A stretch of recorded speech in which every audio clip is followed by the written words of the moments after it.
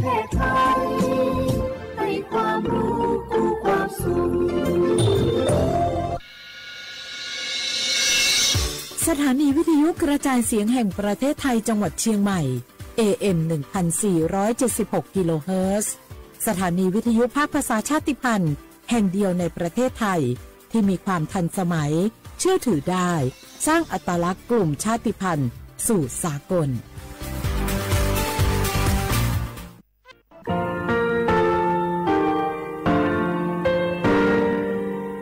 งาคือมีติปิเพกาวิชแล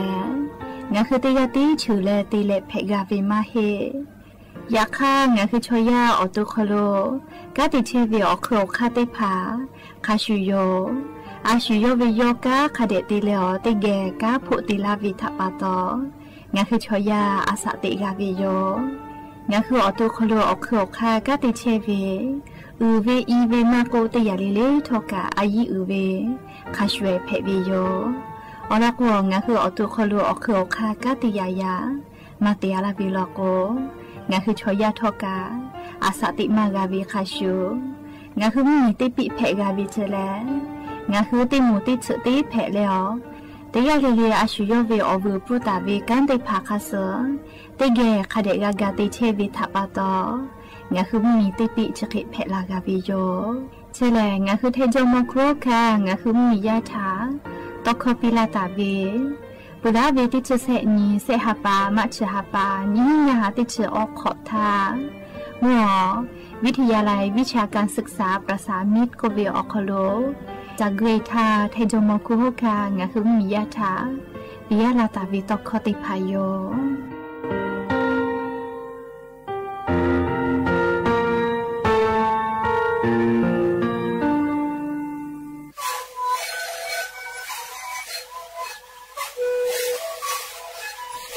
คือมันคือยาแก้เชื้อเบื่อออกเข้าชีวิตแล้วหัวข้อก็คือออกตีกับว่าที่ไหนเอ็มนะบ้าเต็งที่โอหาสุดที่เขาคือเฮ้ยเต็งเลี้ยงหนอกพ่อออกยาแก้เชื้อได้มาเลยดูแลได้ชิ้นไหนเลี้ยงถือไปออกยาที่มาดิคีแต่แล้วก็มันชอบขยันเต็งเลี้ยงแล้วหัวข้อก็เชื้อเบื่อและงานแล้วหัวข้อก็เชื้อสมองมาทำดูในดีโด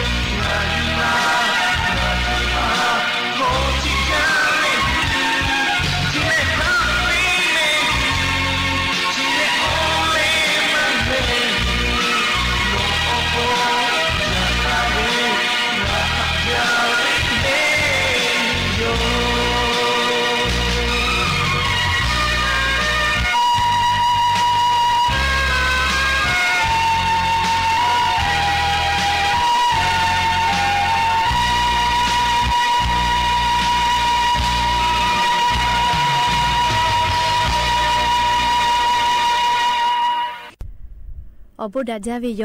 อย่านิมหลอกก็ติปอทกาดาจาวิโอเนี่ยยาชอคโลงะคือติปอกกะมีลาเลอชป้าอุปาลุเชตาวิโอวิโอนี่ราหุยาติพัทธาติเกลีกะพูกะหมดาเลอข้อกะกอกะดะกิเชวิทัปปะตออลอเปติกะเลทาตะยอยาวิโอคโลลาเซจาเลอไรกาอบุดาจากวิโอคโลงะคือราหุยาติกะเลทาหะยูลาวิโยแมฮาวิอวิอนีราหุยาเขาพ่อชื่อพ่อโลเชตาเวคักให้เพชเชเลนาเตกาเลทอกาจาเมดอเมซเมกาเมฮาเลดอซาเชลเลนายากยันยิเวอยากะเชติซอคลงะคือกาตาติเวอลอเปตินเพวิโยยากยันยิเลติชฮาปาอตุบาฮาปาคโลยาญอนิชนิกาเปเมยาญิเลพึ่นเพวิโลและจะขอทอกานิหินชงาขอสขอเตกาเลทอกาจาเมดอเมเมกาเมเลอฮาเลดอซาปิเมเชซาจอซาปุเวอเจติผาแต่ฮอตาเวมาจอเวทัปปะตอเตกาเลกาอาชุยอตุยอเยกาฮะเปเวอคโลเตกาเลติกาคาเดกากันหาซาดักอิสิเมหาวิอวิอนีราหุยาติเผาเตนิเลมุลกอวิอยาติชตินาลิตาเลอซากุมุลกอติชนาลิทักขะไกเตนิเลงะหุลาหุคอตอกไอเชวิโยแมวิทยุเรดิโอพอAMติฮิโอหาสิกกิโลเฮิรตซ์เตไลพองะหุลาหุคอตอกไอเชวิโยเปตาเลนิพอติพอลโกเล Facebook Fan Page สวทเชียงใหม่ AM 1476พอกะไลฟ์สดติดต่อไกเชวิโยอวิอนีราหุยาติพาข้าพ่อซาพ่อจอกูพ่อพอนาและติแกนี่คือราหุชอจิตาออกาปิดักกิเพวิโยและยันยิมุลกอวิอยาคโลทอกะยูเวลาตาวิสาตาติภากะเตและเลียอบุจอวิอลอติภาและเลชเวียโคกะนิมาซาตัวอโปลิควายติภาทอกะยูเวลาตาวิโยอคือเปิดตาและอเลมือทักขะไกติกาเลทอกะติแกเชียและเลออกาปิดักกิลาตัวอโปดอลวิโยแมจะได้คืองะคืออลอเปเตลอติแกยูเวลาและกาดาเจดักไอตัวเวลยะนี่งะคือเมียวคโลแพกไอเชเวียวเจ้ายามุชามุยิมกะมุหอพอจานดาวิซาตาอลอติพัชาอลองะคืออยู่เวลาและติแกกาดาเจดักไอตัวโยแม่จุยจอปากกรมอุตุนิยมวิทยาพ่อยุคือชานี้แต่นี้และนี่คือเมียวคโลแพกไอเชเวียวเจ้ายามุชามุยอลอซาตาติผาจะเขปิลาตาวิยอมนี่คือไทยมีกอคโลแลจะได้เสื้อเวียยาไทยมีอนาติตอภาคอีสานพ่อแล้วก็เลยมุยยอกไกวิโยอยากข้ามุยกอลุลาเลลามาเวแลไทยมีกอฮอติตอแล้วก็จะติตอพ่อและมุยตอพ่อเตกาติตีติปอมุยกอลุลาเลลามาไกตุโยเจเตยามุฮามุยลุพายุโซร้องเฟิงเฉินโกเวติดีเลนัวแฮปั๊มมีลาเชกอฮอติตออนาพ่อเพเชวิเจ และมุฮอมยิลุจะได้ดีแลค่ะจ่วยเฮวิโยเลพายุโซร้อนโควิดทับปะตอและจะได้คือเลมุฮอมยิลุจะได้ดีออกาเกาะเฮตะลาและเลจะได้คือเวียวยาเกาะหายหลำเลยให้ปั๊มมีออกติดต่อพ่อลุยเชวิเจใครเตและออกข้าก่อนยีเวลาโกเวียดนามมีออกก็จะติดต่อนี่ชตินตาเลนชเสนี้ติชาเป่าคโลก็มือเฮยตุโยเจงาคือไทยมีก็ตุโกเลยมุหอมยิลุพายุโซรอเฟิงเชิญก็วิชกะมาหืลาล้อยักษ์ท่อเลยให้ปั๊มมีพ่อเวมุกะมุหอกมาอซามือลุลาตุโยจิแมลีชกะจีจอปากกรมอุตุนิยมวิทยาพ่อยกคือฉันแต่นี่แหละปีลาไกตาวิสาตาแค่ก็ก่อนยาสาลียานิงาคือแท้มุเหมียวนะติต่อพ่อโลมุยีติฮาวิอันเชเปเซเจติจอตาวิลอแม่นเชเปเซจอวิออติกาจังหวัดตากกำแพงเพชรพิจิตรพิษณุโลกและจังหวัดเพชรบูรณ์พ่อเจแล้วก็เกานูจีให้จีใหม่ไม่เฮาซอพอนี่เชเปเซออกคโลกะมาเชียลอเหลียญานี่ก็ยานิกามุชาเลดะจาเหลียมุนอมาน้อยแก่เหลียมุยีลาตุเวอหัวฮามาจออยากให้ยาซ้อมทีละพ่อตัวก็มุยีอาเจลาหมอเลี้ยงอะคือจีไม่ออกคโลกะอยากก็งาคือราหุยาชอบเป้าโลเชตาวิกาเลี้ยออลอซาตาออกจะใจวิฟืลาเพวิยอมอยากก็ก่อนไกสาเลี้ยภาคอีสานพ่อกันนี่10%ไทยมีก็จะติดต่อ10%มุนีต่อพ่ออาจจะจะมารอเลี้ย10%เจ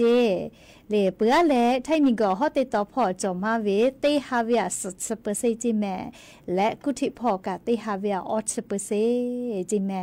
นิเวศยาทาลิงอ่ะคือไทยมีก็คโลกะไล่พ่อมุยย่อยรอเล่กุฏิพอกะ10%เจอยากข้ามาวิแลเล่ไทยมีกือฮอติดต่อเล่ไทยมีก็จะติดต่อพ่อชัวเกเล่มุยอาจจะจอมาเฮเวลอเล่ชะกันจีจอปากกรมอุตุนิยมวิทยาพ่อยกคือฉันแต่นี่แหละปีลาไกตาเวเรียกคนชดิสอคอโลโครงการคนละครึ่ง plus ออกคอโลลงทะเบียนแพวิชอติผาอลอนาแม่เลียอาชูเลโกโกเตเลียงาคือไทยมีก็คอโลบะจอเวนะเลียสัญชาติไทยจอเวไทยวิบะจอเวเล่บะไม่เล่สูไม่เล่ขอจะได้แผลละก็มาแผลลิจอสัญชาติไทยก็ไทยวิบะผู้เวจอวิติผาเจติก็วิโยเล่คาเดน่าเมเล่อลอติยาเล่ไทยวิบะผู้เวจอวิสัญชาติไทยจอวิติผาเจติลงทะเบียนและโครงการคนละครึ่ง plus ชอคโลแยกไอแผลวิโยเปื่ออะไรนี่หมูติหมูอาสาติชุขอขอโควิแม่เล่อาสาติชุขอขอแม่เล่ปอวิโอนี้เล่ซ้อเล่ยันยอนี่ชนินะซ้อปอนสตินท่าปอวิก็แผ่วลาก็มาแผ่เล่แล้วก็ติดชขอมาบีเฮซ้อปอไทยบีเวเล่อาจจะอย่ารัฐบาลก็ขัดแต่วิวติดชขอบีเวชอเล่อันท่าเล่ติดชกอนี่ติดชหาปาวุสอเล่ติดชกอนี่ติดชหาปาวุสอติดชขอบีอวิชอรับแผ่วิเจเล่แล้วก็เล่ติดชขอเล่ติดชกอนี่เล่วุสบิโอวิกาเพวิจิยานี่ซอปอพันนี่ปอวิชอติชุขอมาบิหิวิสอวิจิแม่เลี้ยวเนี่ยกะคเดแตะสอวิลอแม่เลี้ยจะเราปะตอติชุขอบิโอวิอันนี้ติชกอนี่วุสปอวิชอติผาเจเลี้ยจะขอเป้านะยก็โอเควิติหมูเจติลงทะเบียนเพวิโยเลี้ยเปื่อเลี้ยเสยาติยาอายุจะคเดน่าแม่เลี้ยไล่กันนาลูลาวิจวยมาเฮเลี้ยบัตรสวัสดิการแห่งรัฐไม่กับบัตรโคจรจวเวเล่ตีหมูแม่โครงการคนละครึ่ง plus ก็วิชาลงทะเบียนแผวล่าก็เลยงาเกี่ยวนาลูลาวิจอยไม่เล่เอาวิเอาเนี่ยละหุยาติเผาบักคนจนมากก็เล่บัตรสวัสดิการแห่งรัฐจวบโครงการคนละครึ่ง plus จอคโลลงทะเบียนมากาแม่เล่จะดับปะตอโนคือปูโนคือเล่บัตรสวัสดิการแห่งรัฐไม่กับบักคนจอคโลโนคือกาเชวิอปีข้าวเตหาปาบิเซหาโพมอปาจ้าเชวิอโคฮีหางัชบะติปติก็แถลาวิเจ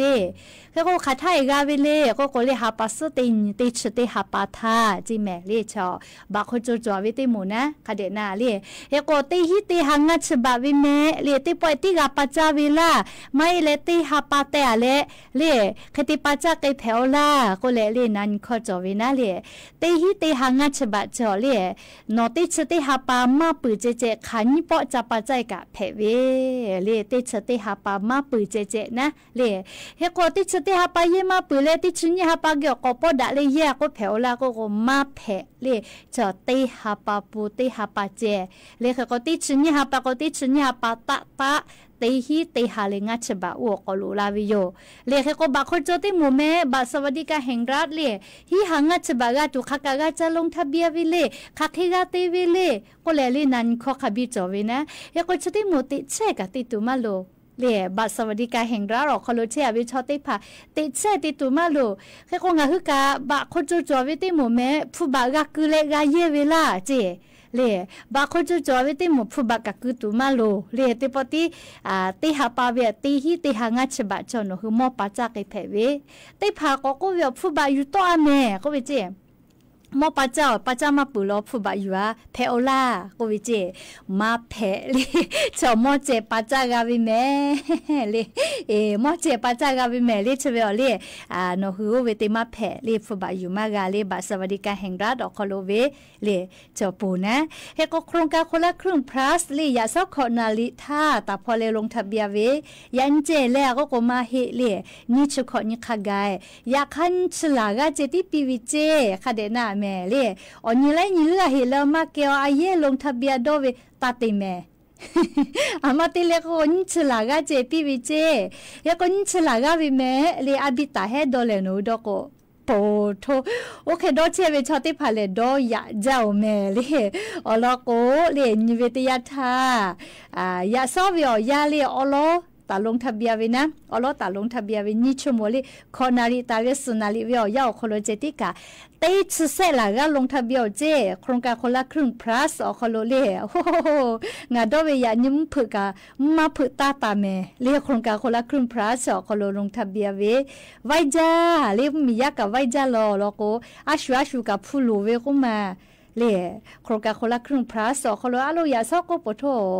ก็นาริทากาเล่ธนาคารกรุงไทยพอเปียแลชอลูลาก็คาเบียจิแม่ค่ะพ่อกาเล่ไล่จังหวัดอโคโลกาอามาเตเลก็ติพาโลโกสักเกนามาผายุยาตัวโตมากะเฮก็ธนาคารกรุงไทยอ่ะติกาคือใครเวนะเล่เฮก็ธนาคารกรุงไทยกาโลชอกาเจญูแจกาเกจิแม่เล่ใครเตเลเล่อวิญญาณละหุยาติเผายาซอฮีนาลีออชงานาทีเล่เวียยาคโลออลากาออลาฮิเซกาโปเจติลูเจนสลากาวิบีลาโยโลเมเลียชุติกาเลมากาลงทะเบียนเสเวลกอวิอนี้อชอปะเล่บัสวัสดิการแห่งรัฐมาจอเวติมัวฮะโทเปียแมออลากาพะเจติลูโลเจปาโถทิมีกามากาเฮเตซาวูกามากาเฮเล่แค่ตอไว้เวปุโถมียะลอนาวิชอติผามาจาล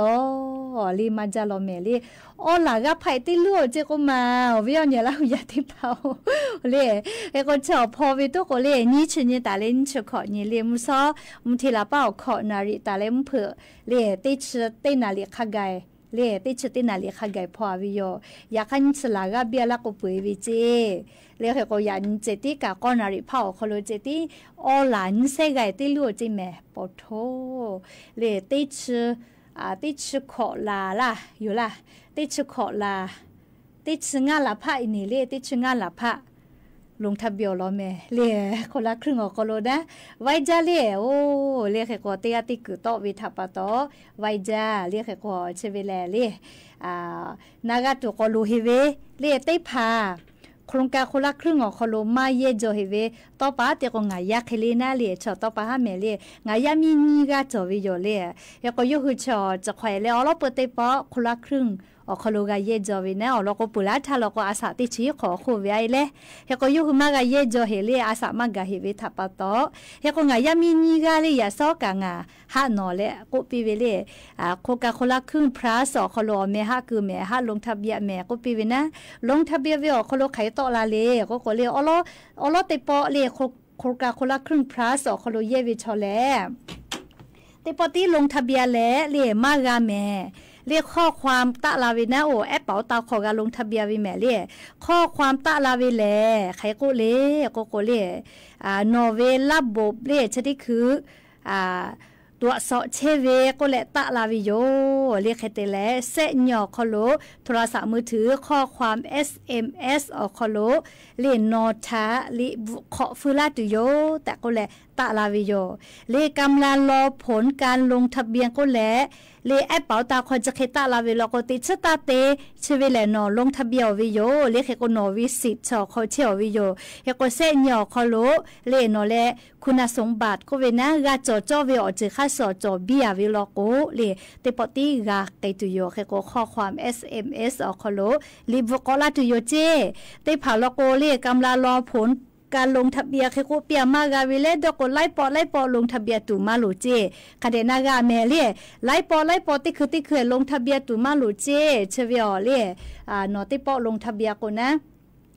จะเคข้อความเรียกกำลังรอผลการลงทะเบียนก็เลยจะเคตาลาเวโกโลเจเซญอคอโลโทรศัพท์มือถือข้อความ SMS อคอโลเลลิบกอลาตุโยจิเมลีเคโกชะกะลวนะเลกาลวเวลิลอตุเวอจิโกกาลอเวเมลีเฮโกโคกาโคลาครึ่งกอคอโลเยลาจอเวชอเตผาลกเตปติตาลาเวโยเลนอซิดโคลาครึ่ง plus อคอโลกาเวก็เลยเลชะกะนิมก็จอเวเลนอคือบุคคลเลสำหรับผู้ยื่นแบบภาษีก็เลยนี่ฮิอหาบะตะลาเวใครแต่ละนอคือภาษีไม่ยื่นอะเวลาโกทำไมกาเลก็นี่ฮิบะเจกาเวลีนี่บะเจกาเวแม่เรียกแค่ว่าเชเวอคอโลเรียกทัตตาเยกาเวกติปติหอนยฮักกะทุลานั่นชกอนติชาปทัตตาเยกาเวแต่ก็เลยติปติติลุลาวิโยแค่ก็ติพาก็เวงากาลาโบภาษีออกเขาเชื่อเวอามาเตติกาโกเอนี่ฮิโอฮาบะกางาโกเอนี่ฮิบะกาโกเลเรียนั่นตูจอเวนะเลนั่นตูจอเวแล้วก็เชเวอลอกางาคาเดเลซาตาวะเวลาวิโยเลนอภาษียูนาวิเชเลจะขอป้าวิอาตาสวิเจปุระถาโอของงาขอคนคาเดยืลาเวยาคานี่ขอเผาหนอภาษีมายืเวลโกนี่ฮิบะเจกาวิเจอันนี้ขอเวียเจกาชาวิเจแม่เลอันนี้ขอเลจะขอเวียเจเลโอเลมุติปอนะละฮาเวียเจกาชาวิเจเฮกว่าปุระถาหนอคาเดยืกาเลจะขอเผาหนอมายืเวลโกมากาอะไรนี่บาเจกาเวเลปดักคือการจะเคลาเวลาแม่เลภาษียืเวก็เลยมือติปอเลจะขอเป้าไม่การขอปืนละพอนะระบบภาษียืท่าหนูคือมายืเวลาโกเลนี่บาเจกาเวเจเลอยากให้ยืเวชอลก็นี่อหาบะลาวิโยเลขก็จะกะโครงการคนละครึ่ง plus ออกคอลวิโยใครเตแลติผักว่าโลหากาก็จะเลสลามาโอโคลาเวก็มาโคกาโคลาครึ่งแม่เลี่ยนี่ฮับฟุบามากคือกะติปอติรัฐบาลกุลาวิเจกะเยกาเวว่าเคกูเวียฮิเลอะก็แลปทุยาสกันนาลูลาวิจอยแม่ชัวแม่กะติกาติกโคเวก็มาโคลาครึ่งก็โคติกาติกโคเวนะโนติกมาตอกว่าจุยารัฐบาลติกปีลาวิเยกาลามากาเลคาเดนากาเมลิติกาติกโคเวทับปะโตรัฐบาลนี่หาตอลาโกโนกะนี่หากาโตเวติกาติกปอดาเลเยเพเวเลตินิเวอหาบับฟุนะเฮโกโนอาจุยารัฐบาลปีลาวิเยกาโกโนเป้ามาตอกมากานะเลติกาติกกาโตวิอเมกาโครงการเลคนละครึ่ง plus กว่าวิทับปะโตเลเฮโกชะกันนะเลวิอเนี่ยละหุยาติพัททุลาวิโยแค่เตเลเลี่ยคาเดกนาฮิเมชะกานันข้อคบิจอเชลอเลี่ยงาคือละหุยาโคพิกาฟูกาจาเทเวเลี่ยโคพิการบะจอเลฟูจอเวนะเลี่ยฟูกาจาเทเวนะแค่กัวเลี่ยบัตรสวัสดิการแห่งรัฐมากกว่าเลี่ยโคพิการฟูโตกกาจาเชอยาค่าบัตรสวัสดิการแห่งรัฐออกคโลมากกว่าเลี่ยว่าใครเวติหมู่แม้โครงการคนละครึ่งชอคโลลงทะเบียนแผวล่าก็เลนาลูลาเวเลคาเดนาแม่เลโคพิกาฟูกาจาเชเวมาโกชอมอฟูกาจาเชเวยาคานอเลบักโคโจมาจอบาสวัสดิการแห่งรัฐดอกคโลมาเกียวิลโกโนคือการเรียกโครงการคนละครึ่ง plus ชอคโลลงทะเบียนเลหะอยู่เพวิโยนิฮิบะเวียตาเลนิฮิอหาบะเวียเลโคพิการฟูกาจาเชเวคาเดกอนาเลียมงากุมาเจกุลาเลคาเดกอนาติปอกกุลาสาเลโคพิกาฟูกาจาเชเวชอมอฟูกาจาเชเวยาค่าบัตรสวัสดิการแห่งรัฐไม่กับบักโคโจมาจัวเวติผาลอโกโครงการคนละครึ่ง plus โกวิชอคโลโนหุไกลงทะเบียนเลเยเพวิแม่ เล่คาเดนาแม่เล่ลงทะเบียนเลยเย่แผ่เวเล่โครงการคนละครึ่งพลัสโคโลมาลงทะเบียนแผ่วิชอเล่บักคนจัวเวบักสวัสดิการแห่งรัฐออกขอเกียเวและเล่อาสาติชขอห่อวิติหมู่แจเล่ลงทะเบียนมาแผ่เวและติยาจอเฮเล่คาเดนาเล่ชกติยาแม่เล่ปูลาตาทาอาจุยารัฐบาลเวเล่อาจุยารัฐบาลโครงการติลาตาเวเล่ชได้พาโนคือเล่ติพิติยาจอเวโครงการคนละครึ่งเจติมาเฮบัตรสวัสดิการแห่งรัฐกาเลชูมอปัจจักปิกานุคือมอมาปาเลใส่ขอบผู้จับปาอยู่เวไม่กาเลชูจ้าตุเจปัจจัเพเวมอเจปาเยเพเวจือชูมาปาเพก็เลยอยากขนุคือบัตรสวัสดิการแห่งรัฐเลจือชูจับปาด้วยเลยอาจุยารัฐบาลอยู่กาเลแต่นุมีพ่อกติปาอยู่กาเลโนวิออลจอจอวิชอลกุมากาเมเล่สิทธิสวัสดิการแห่งรัฐเล่อาจุยารัฐบาลมียาทักกาลาเวโครงการเตยาเลโนคือเตยปอติพิตยาจอเวลโกเตยจุยเวียาวคโลเล่มากาวิแม่เล่ชดาปตอสติตาเล่บักโคโจคโลกาเล่บัสวัสดิการแห่งรัฐดอกคโลกาจือมาโกสูเตยผามาปาเพกว่าวิทัปตอโนคือเล่จับไปเล่ชูกะชากาเวลโกโนเวบัสวัสดิการแห่งรัฐกะชูยุขอเฮเวเล่มากาแม่เล่จ้าเล็กกุศพ่อจุยารัฐบาลคนละครึ่งมากกว่ามากาลากะหนูคือมากาเล่จะรับปะโตติกาเล่ลบผาตาเล่คาเดนาอยู่เล่มานาอยู่วิอผู้เล่กะกึกะจอวิอเจติพาชูปุยวิลอแม่เล่แค่กงะคือลาหุยาสติตาแต่ก็เล่ติกาเล่ถ้าโทรกาเวน่าเลี้ยงคือกะกึกะจอวิอคลมากะชูตัวปูนะเล่ติกาเล่โทรเชวิติจือแพวิโยเล่ชอโนเวข้อมูลอลอจอแล้วก็สบามากาเล่ชบุชคอมพิวเตอร์ขอเกลือละก็เลยเล่โนเวบะเกลือละโนเวละนกขันยาละก็เลยต่อละเปเวเรียกแค่กงะคือติกาเล่กะเล่อเลียคัตแต่วิอฮอลคาเดนาอยู่เลกะเตเล่ติปอติยาวิอคโลติจวยมากะจาวิลก็ซีลายาแม่เรียกแค่กจักะนะเรียงะคือบะโคพิกาเลอบะผู้สูงอายุเลชมบฟูกาจาเชเวชนิโมกาเลบักโคโจมาจัวเวลโกโครงการคนละครึ่งเจาะโคโลลงทะเบียนแพวิเจเคเตและคดะก็นาเฮเลเตลก็จอเฮเล่ายากะนาลุลามาวินะเลเชติลอโกเลไขโกเวเลโกเลเชติปอบัตรสวัสดิการแห่งรัฐมาจ่อเลโครงการคนละครึ่งออกโลลงทะเบียนก็สอเล่บักโคจสกพอเลลงทะเบียนวิลโกเราให้ลาเจเล่เราให้ลาเจเล่นอเลคุณสมบัติจ่อวิลโกกาตุโยเล่ยาค่าบัตรสวัสดิการแห่งรัฐออกโลเล่ติปอกพอเลลงทะเบียนวิลโกโลฮีหางาฉบับวิโอเวนอคนละครึ่งเป้ากากูเป้ามากกว่าเราวิวคิเจแม่เรียกแค่ก็บัตรสวัสดิการแห่งรัฐจอมามโมโลโกเลติปอสกก็จุกว่าวิโยติสติหาปาใครทักคนน่าอ่อนโยห้ามาติลาเหเลเฮก็ซาตาคาเดลอนาเฮก็จะได้คือลีโนคือแลบักโคโจมาจอวิโลโกคนละครึ่งออกโลลงทะเบียนเลยแยกไก่แผ่วิโยใครเตและเรียกคาเดกอนาเฮลิเตยาเจียเฮลอเลมาโกเปือโกอจามาเมลาเลเฮก็เรียกงาคือลาหุยาติผ่านนะชุดิคือวิอยาโคโลเลไลกาโลโกนะเลบัตรสวัสดิการแห่งรัฐกามาจอเลโทรศัพท์มือถือสมาร์ทโฟนกามาจอแล้วใครเตะแล้วคนละครึ่งเย็บเพชรดูแลก็โกเลเชื่อคนละครึ่งเย็บวิชแลเลโทรศัพท์มือถือมาจอเวติหมัวปลโกบักโคโจนเลบัตรสวัสดิการแห่งรัฐพอแปลเล่าวิเจก็โกเลเชื่อคนละครึ่งเย็บเพชรวิชแลโทรศัพท์มือถือสมาร์ทโฟนจอวิชติผาเจติจีแม่เลฮัลโหลไล่กะเจียวิกะจอมาเลแค่ก็ใครกะติตุเวเลอคอนอมามโมโลโกซาตาติผักกะไล่จิวก็โตลาจิอยู่ให้เลใครก็กะเลชะดิคือเวอจุใจเวซาตาถาอลอหาอยู่ไกเสแต่ก็แลเลอเวอนี่ละหุยาติกะเลกะเลอลอซาตาติผักจะเคสิลาวิโยเลและอย่าปึหาติปอทกาสิลากะลาตุเวอลอซาตาติผักจะเคไมจะได้โยแม่ลุลาเลกะกะพนาเลออกะปิลาเชเวติกะเลกะอบุจาแม่ติกะเลซแม่กะแม่เชซาจอซาฮาเลดอซาปีอบูจา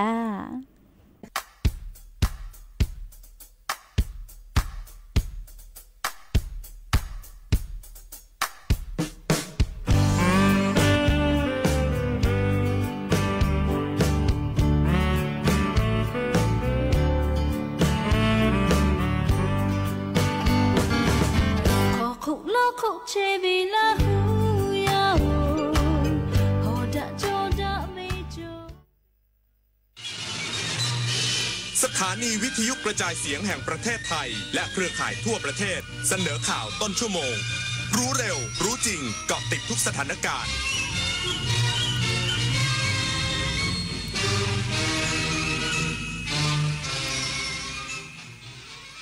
รับฟังข่าวต้นชั่วโมง 21 นาฬิกากับอานนท์นันตะสุคนครับรัฐบาลขอบคุณประชาชนสนใจลงทะเบียนเข้าร่วมโครงการคนละครึ่ง plus ครบ 20 ล้านสิทธิ์แล้วอีกสักครู่ก็มาติดตามรายละเอียดครับชาติศาสนาพระมหากษัตริย์คือรากฐานของความเป็นไทยร่วมกันสืบสานปกป้องและภาคภูมิใจในสถาบันหลักของชาติเพราะความมั่นคงของแผ่นดินเริ่มต้นจากหัวใจของเราทุกคนรักชาติรักษาศาสนาเทิดทูนสถาบันพระมหากษัตริย์รวมพลังความรักสร้างชาติให้ยั่งยืน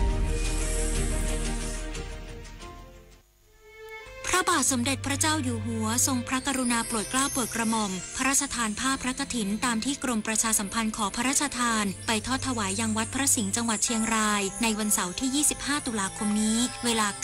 9:30 นาทีขอเชิญพุทธศาสนิกชนร่วมงานทอดกฐินพระราชทานและร่วมทำบุญเพื่อถวายเป็นพระราชกุศลได้ที่บัญชีกฐินกรมประชาสัมพันธ์ธนาคารกรุงไทยเลขที่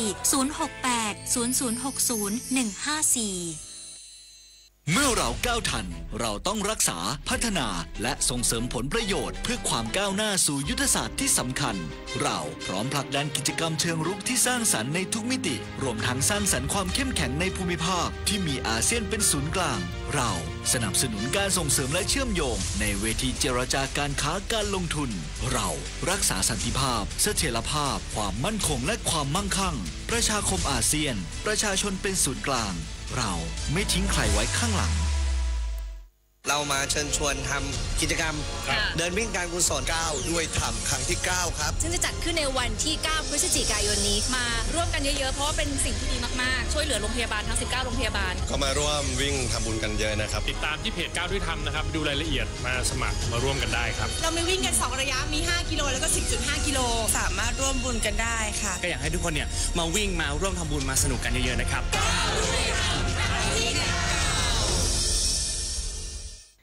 รัฐบาลขอบคุณประชาชนให้ความสนใจลงทะเบียนเข้าร่วมโครงการคนละครึ่ง plus ครบ 20 ล้านสิทธิ์แล้วพร้อมเตรียมพิจารณาเปิดเฟสใหม่เพื่อช่วยลดภาระให้ประชาชนมากที่สุดนายสิริพงษ์อังคสกุลเกียรติโฆษกประจำสำนักนายกรัฐมนตรีเปิดเผยว่า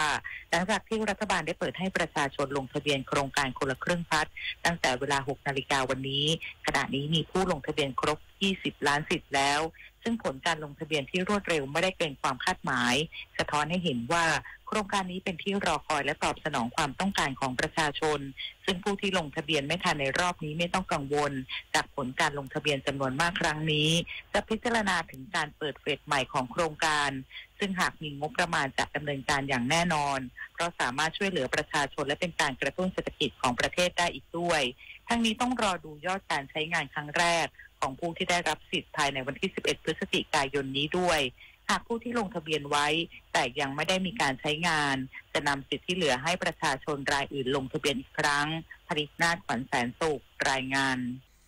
ด้านกระทรวงการคลังเตรียมตรวจสอบสิทธิ์และวงเงินคงเหลือโครงการคนละครึ่ง plus พร้อมเปิดให้ลงทะเบียนอีกครั้งในวันพรุ่งนี้นายวินิตวิเศษสุวรรณภูมิผู้อำนวยการสำนักงานเศรษฐกิจการคลังในฐานะโฆษกกระทรวงการคลังเปิดเผยว่าโครงการคนละครึ่ง plus ได้เปิดให้ประชาชนลงทะเบียนเข้าร่วมโครงการวันนี้เป็นวันแรกโดยพบว่ามีประชาชนลงทะเบียนเข้าร่วมโครงการครบภายในวงเงินงบประมาณ 44,000 ล้านบาทเมื่อเวลาประมาณ 16 นาฬิกาโดยแทน1สิทธิ์ด้วยวงเงิน 2,400 บาทซึ่งกระทรวงการคลังจะมีการนำข้อมูลของผู้ลงทะเบียนไปตรวจสอบคุณสมบัติกับหน่วยงานที่เกี่ยวข้องเช่นมีอายุตั้งแต่16 ปีณวันที่ลงทะเบียนไม่เป็นผู้มีบัตรสวัสดิการแห่งรัฐเมื่อตรวจสอบแล้วพบว่าวงเงินงบประมาณหรือจำนวนสิทธิ์คงเหลือกระทรวงการคลังจะนำวงเงินสิทธิ์คงเหลือมาเปิดให้ลงทะเบียนใหม่ในวันพรุ่งนี้จึงขอให้ประชาชนที่ยังไม่ได้ลงทะเบียนเข้าร่วมโครงการตรวจสอบสิทธิ์คงเหลือจากหน้าแรกของเว็บไซต์ www.konlakringplus.com และเข้าไปลงทะเบียนเข้าร่วมโครงการผ่านแอปพลิเคชันเป๋าตังได้ใหม่ในวันพรุ่งนี้ระหว่างเวลา 6 นาฬิกาถึง 22 นาฬิกาสำหรับความคืบหน้าของการลงทะเบียนผู้ประกอบการร้านค้าที่เข้าร่วมโครงการในช่วงที่ผ่านมามีร้านค้าที่เข้าร่วมโครงการเพิ่มขึ้นอย่างต่อเนื่อง โดยมีร้านค้าที่ลงทะเบียนสำเร็จแล้วกว่า 223,000 ร้านค้าและที่อยู่ระหว่างขั้นตอนการสมัครกว่า 87,900 ร้านค้าทั้งนี้ผู้ประกอบการร้านค้ายังสามารถทยอยลงทะเบียนเข้าร่วมโครงการได้อย่างต่อเนื่องไปจนถึงวันที่ 19 ธันวาคมนี้ปฏิพล สถัพพรหมารายงานนายกรัฐมนตรียืนยันเดินหน้าประชุมคณะกรรมาธิการเขตแดนร่วมหรือ JBC ต่อพร้อมย้ำยึดถือความปลอดภัยและเกียรติภูมิของประเทศเป็นสำคัญนายอนุทินชาญวีรกูลนายกรัฐมนตรีและรัฐมนตรีว่าการกระทรวงมหาดไทยกล่าวถึงการประชุมคณะกรรมาธิการเขตแดนร่วมหรือ JBC ที่หลายฝ่ายออกมาต่อต้านเพราะกัมพูชาไม่ปฏิบัติตามเงื่อนไขของไทยว่า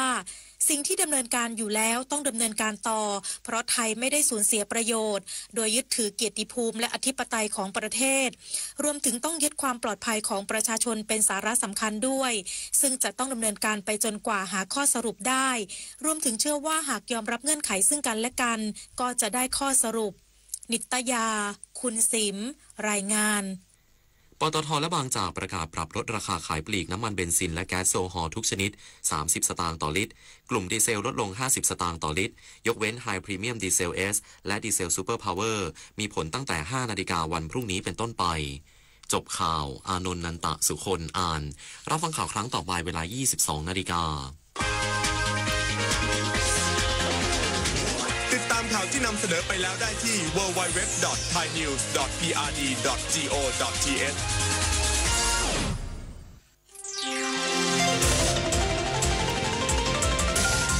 วิทยุแห่งประเทศไทยให้ความรู้คู่ความสุข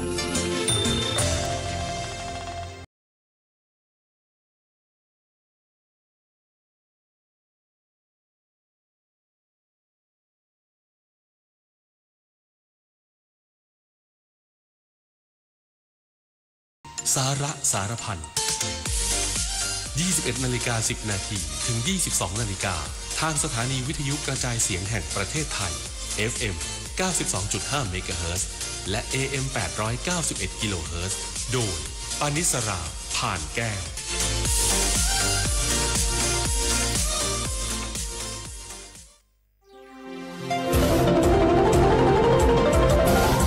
วิทยุแห่งประเทศไทย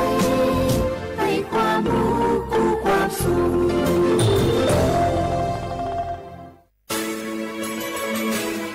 สถานีวิทยุกระจายเสียงแห่งประเทศไทยจังหวัดเชียงใหม่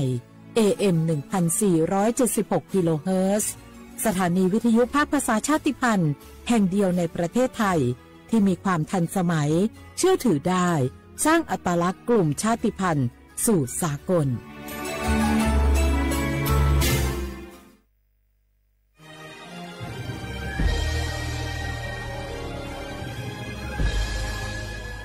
เกิดเป็นคนไทย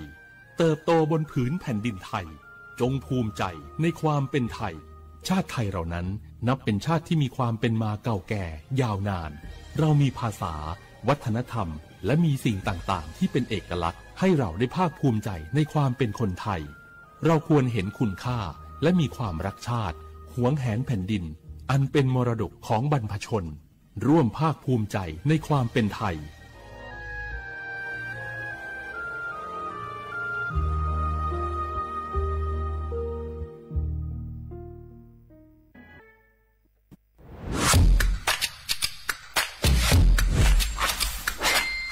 กลับมาแล้ววันนี้กับโครงการคนละครึ่ง plus รัฐออกครึ่งประชาชนออกครึ่งช่วยเศรษฐกิจไทยหมุนเวียนเติบโตถ้าเราช่วยกัน plus ต่อยอดให้เศรษฐกิจไทยเติบโตอย่างยั่งยืนด้วย5 plus plus ที่ 1 เพิ่มช่วงอายุผู้เข้าร่วมโครงการจาก18 ปีเป็น16 ปี plus ที่ 2 เพิ่มวงเงินใช้จ่ายจาก150 บาทเป็น200 บาทเพิ่มพลังซื้อของประชาชนเพื่อกระตุ้นการหมุนเวียนในระบบเศรษฐกิจฐานรากลดภาระค่าครองชีพ plus ที่ 3 เพิ่มสิทธิพิเศษด้วยการดูแลผู้ที่อยู่ในระบบภาษีให้ได้รับสิทธิพิเศษมากขึ้นเพื่อสร้างแรงจูงใจให้ทุกคนร่วมอยู่ในระบบอย่างโปร่งใส plus ที่ 4 เพิ่มโอกาสให้นิติบุคคลขนาดเล็กเข้าร่วมได้ให้ธุรกิจเติบโตเป็นกำลังสำคัญของเศรษฐกิจไทย plus ที่ 5 เพิ่มทักษะใหม่เพื่อพัฒนาให้ร้านค้านำความรู้ใหม่ๆมาช่วยเพิ่มยอดขายลดต้นทุนเรียนรู้เติบโต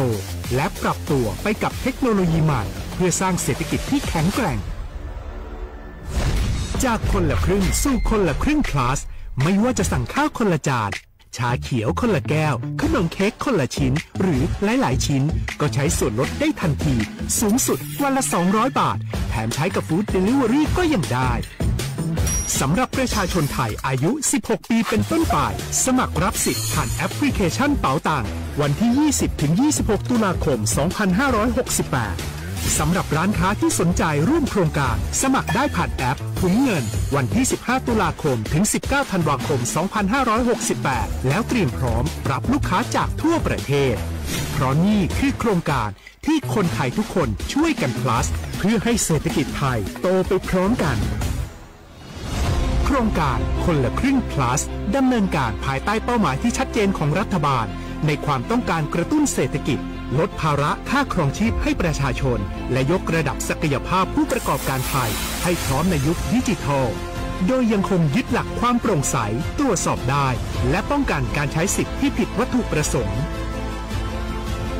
คนละครึ่ง plus เพิ่มพลังเศรษฐกิจไทยพร้อมโตไปด้วยกัน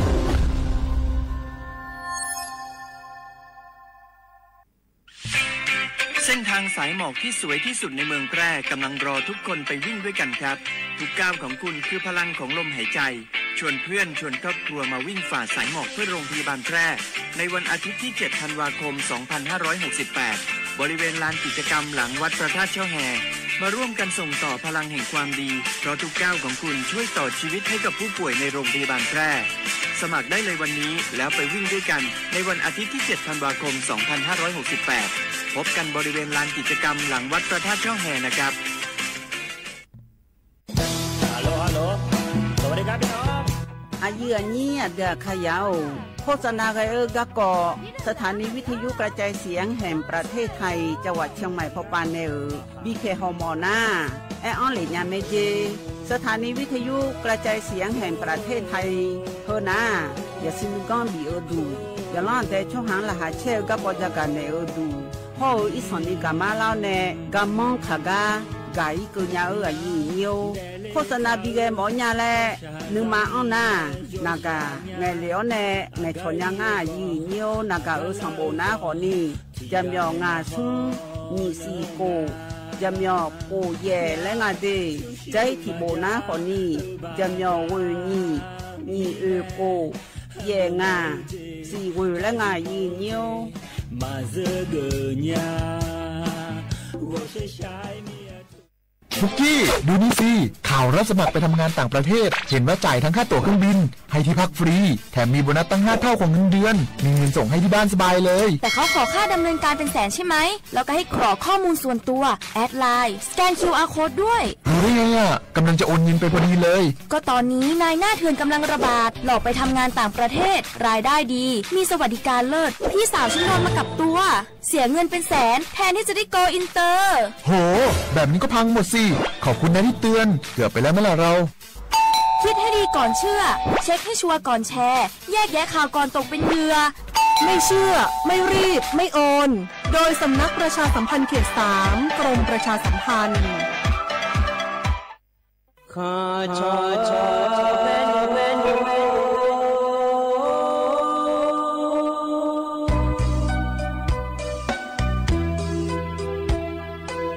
你照顾你我到我土呀卡不让你怎么来我到我朝呀卡不错怕嘛是早茶路那一个什么我那嘛是过来呀一个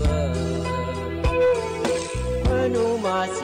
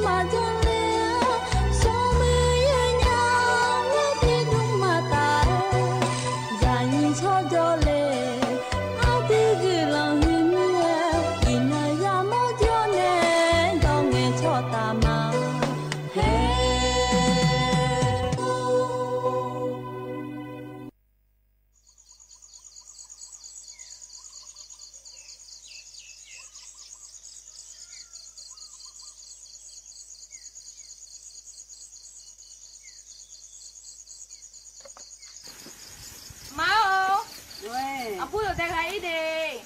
而且都这个来这些了后，今天忙什么好多牛，我们穿那个有，都在车车几家了后，你妈妈，我有这个也我们穿的。都在车穿着，只要那都在车穿还有装下来头，只要这多，小朋友穿没得。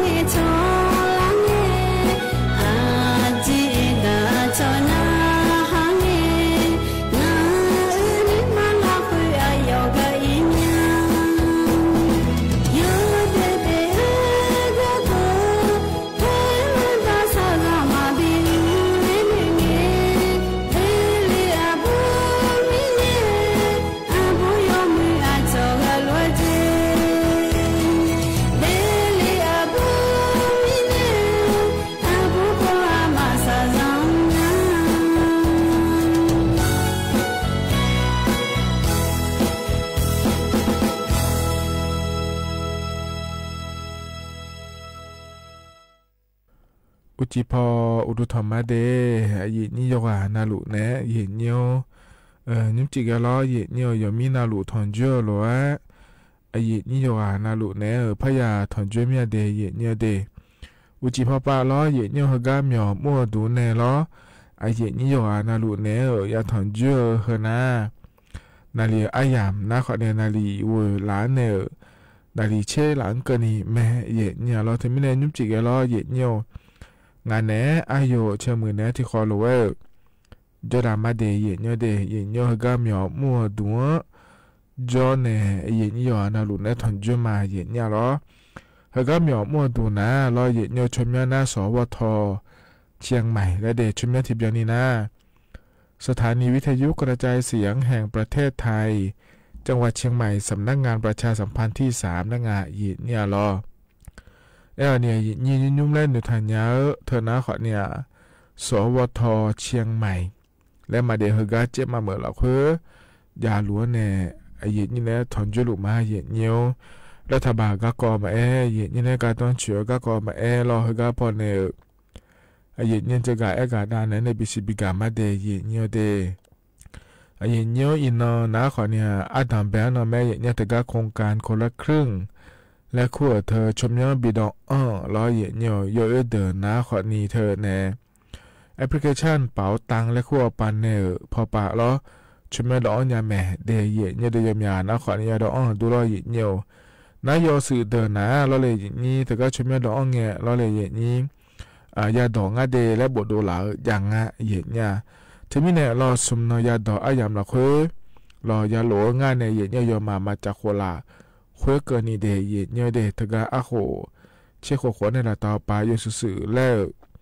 ชมย้อนดองเดินนะรออย่างนี้ที่มีสมนละคือศิลาแม่เหยียดเนี่ยตกาแอปพลิเคชันเป๋าตังและคู่ปาเนลรอเหยียดเนี่ยจากโคลาแม่ข้อใน SMSและคู่งานเหยียดเนี่ยตกาจะพอในขอเนี่ยจากโคลาแม่เดเหยียดเนี่ยเดนั่นตกาชมย้อนดองกับจีเดินนะขอเนี่ย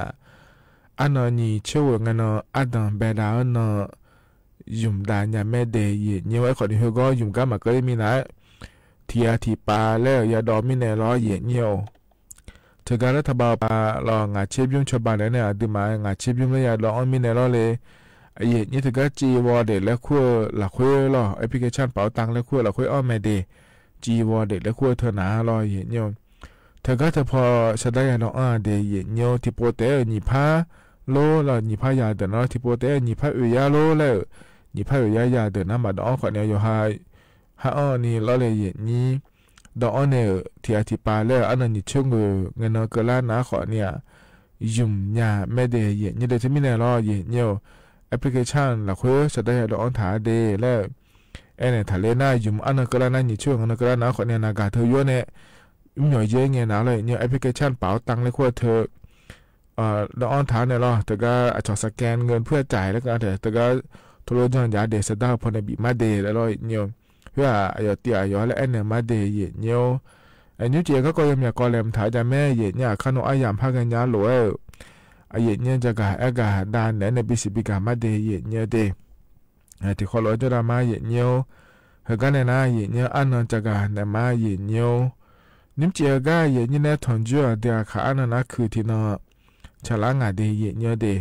บลาสีน่าขอเนี่ยเชสีล้อเยเนี่ยอาโขนะเซติโขงาเดไทยอันนั้นอินาวันจันอันนั้นนิเชบลาสีนาตุลาคมสิเดอาโขนะขอเนี่ยนิพังอายาโกชีเองาเดเยเนี่ยเฮนะโคโตลาโตล้อเยเนี่ยนะทอนเจอนุ่มเจียอายามเมลาโคเดเยเนี่ยเดงานในก็คอลเลมไทยเฮเมจะการในมีนายล้อดัชทิบิมเล่พันหาดามาเยเนี่ยโอดุมเจลาและอโดซิลาในชาติดัชงาเดที่ขอร้อยนะฮะเบียดมา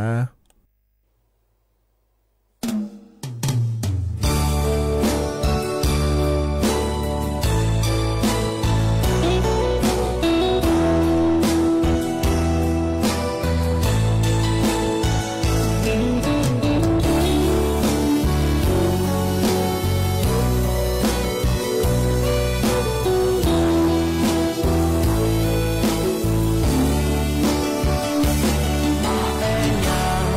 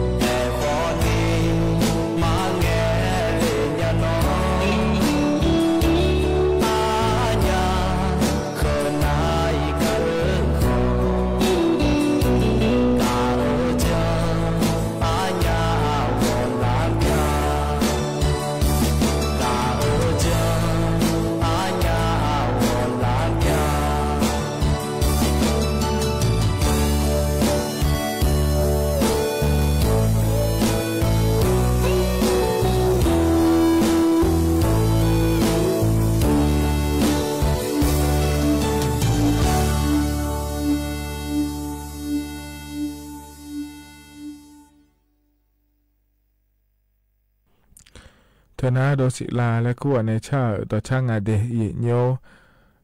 น่าหาเบียวดูจอนาลูแล้วยเนียวก็จะนอปาลาอันในน่าหาล่า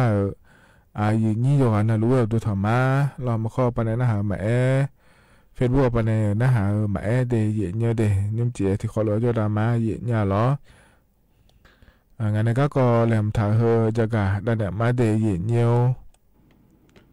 นั่นก็จะกะกะดันในบีซีบีกะเฮก่อนนะรอเยเนี่ยเธอเยนี่มีองพอปาก็ดูเลยเนี่ยให้เจอไงอะดูอยู่เสรอขอนี่ไงจ่องละแม่งามมีองเฮรอคนละครึ่งและคู่เธอดอนยาแม่โลเลและรอเยเนี่ยเฮก็พอเยเนี่ยที่โปพระจะกะกะดันในบีซีบีกะญาเดเยเนี่ยเดเยนี่เธอก็มีองพอปาก็ดูนะเราเฮก็โปนะเราเลยนี่เจอไงภาษีมาจ้าถาขอนี่เงี้ยสุเงี้ยเดเยนี่เดยกานาลูชมยดอนอิญาแม่เดเยเนี่ยเดเธอเนี่ยมีองทำมาเรื่อยๆนะเราเนี่ยน้ามีองก็ดูแล้วก็ได้ยอมเจยอมตีแล้วยังอ่ะเยเนี่ย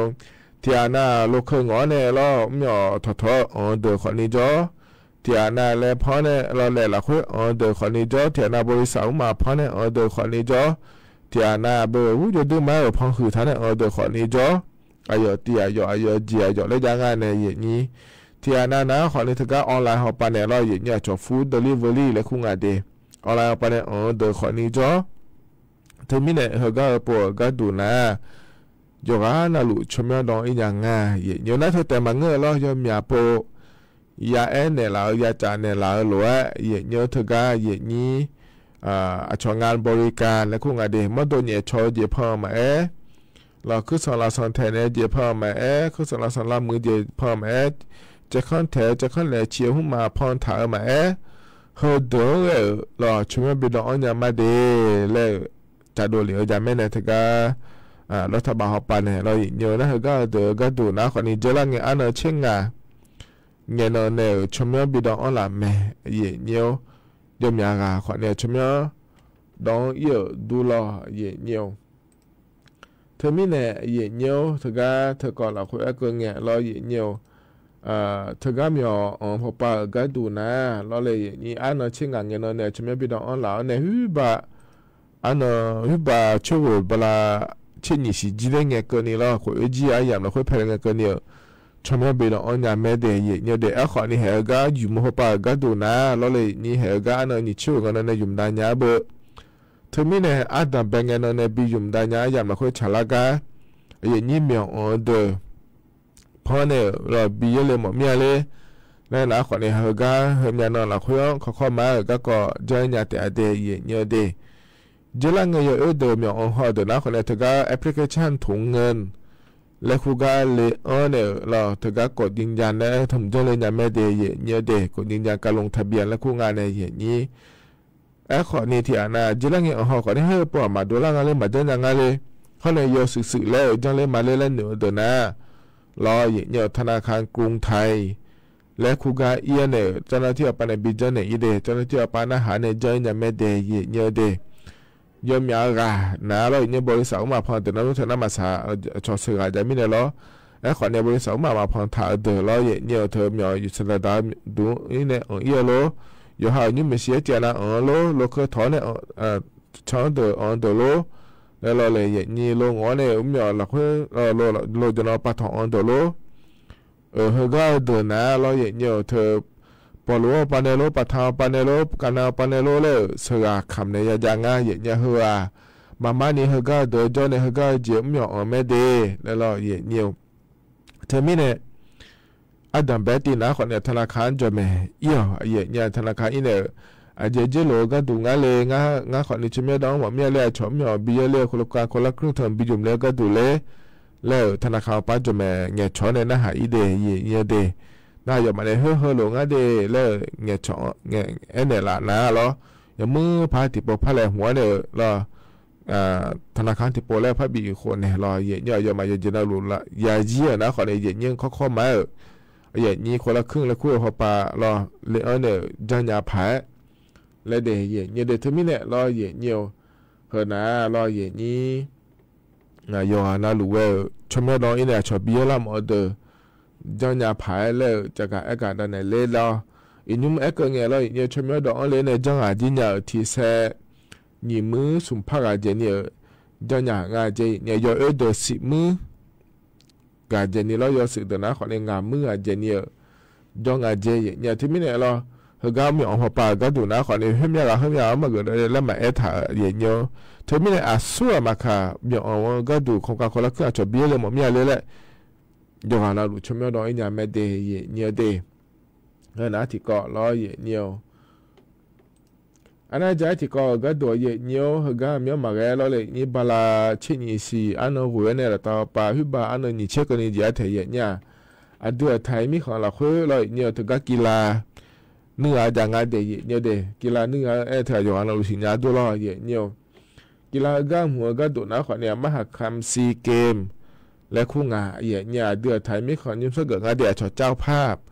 และคู่งาเทียเนี่ยเฮก็ปัวก็ดูนะขอเนี่ยสุ่มเชื่อสุ่มโปก็ละแม่เนี่ยเฮก็ปัวน่าเดือไทยมีขนาดยิ้มเสกงาเดียเลยไอเนี่ยเลยเนี่ยนักกีฬาทีมชาติใหญ่ยดูแม้เขาก็ดูนะขอเนี่ยบอดี้เบลเนี่ย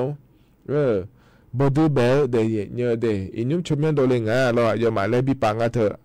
เราดอตอลัวเชมิของเราเชมิของจากก็อากมีของเนี่ยอากมีของบิทอนจัวก็ดูเลยละสาย A สาย B สาย C เลยจังอ่ะเถอะอาเดือไทยมีของก็ดูนะเดี๋ยวจะมีของเนี่ยแบบเชียก็ดูงั้นเลยแล้วนะเราเนี่ยเธอไทยมีของกัมพูชามีของตีมอร์มีของและงาเดียเนี่ยเดที่ไม่ในเฮน่าเดือไทยมีของกลุ่ม A และคู่ปาจอทางงาเนี่ยที่ไม่ในอายุของเนี่ยเดือไทยมีของเขาในกัมพูชามีของเธอ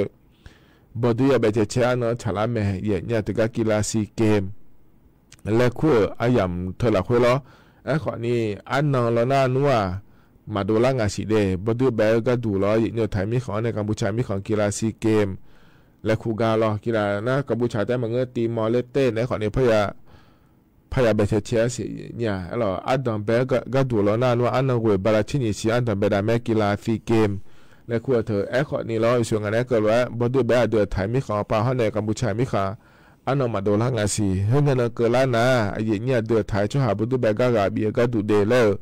อาก็เงินง่าไอ้ยามาเกยามง่าและง่าเนี่ยจากการไอ้กาโดเนี่ยล้อเนี่ยเดือดท้ายชอบดูแบบว่าเดือดกับบีก็ดูเดแล้วล้อคนยังไม่เดเนี่ยเดแล้วมันนี่นะคนเนี่ยกีฬาฟุตบอลนะคู่แต่ละมันเงื้อล้อเนี่ยเธอยอมอยากเจียกีฬาเนื้ออย่างง่ายเนี่ยเนื้อล้อที่ไม่ได้เนี่ยเพิ่งอยากมาคุยกันแล้วนะคนเนี่ยคนเนี่ยแต่เดเนี่ยเดอายอมอยากก็บินเนื้ออย่างง่ายเนี่ยล้อถ้าก็เดือดท้ายมีของเราคุยแล้วก็ง่ายล้อเนี่ยฮิบาสงขลาปาขอนิยาล้อเจ้ามาเมื่อเราคุยขอนิยากูเทเมื่อเราคุยขอนิยาแม่เดเนี่ยเดขณะขอนิยุ่มเฮกาดับแบยามเมื่อเราคุยล้อนี่นะทนจุ้ยในจักรเอกาได้ใน BCB กาเดเนี่ยเฮกาหนาในแต่ชัดจิบยุ่งและพนักหาดามาเดนี่มันก็เพราะในบินหาดาเฮนะขอในอโดในชาดช่างไงยันเนธาและชาดช่างแม่เดที่เขาล้วนนะ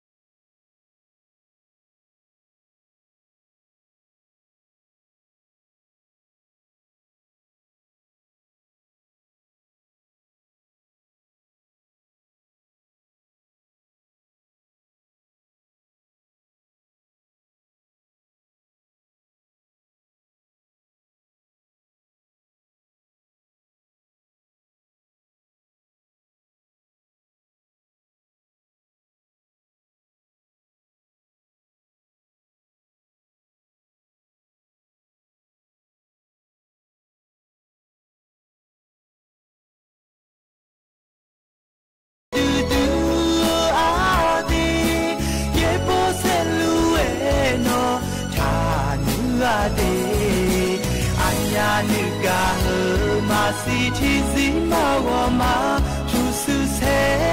比好马有呀绿塔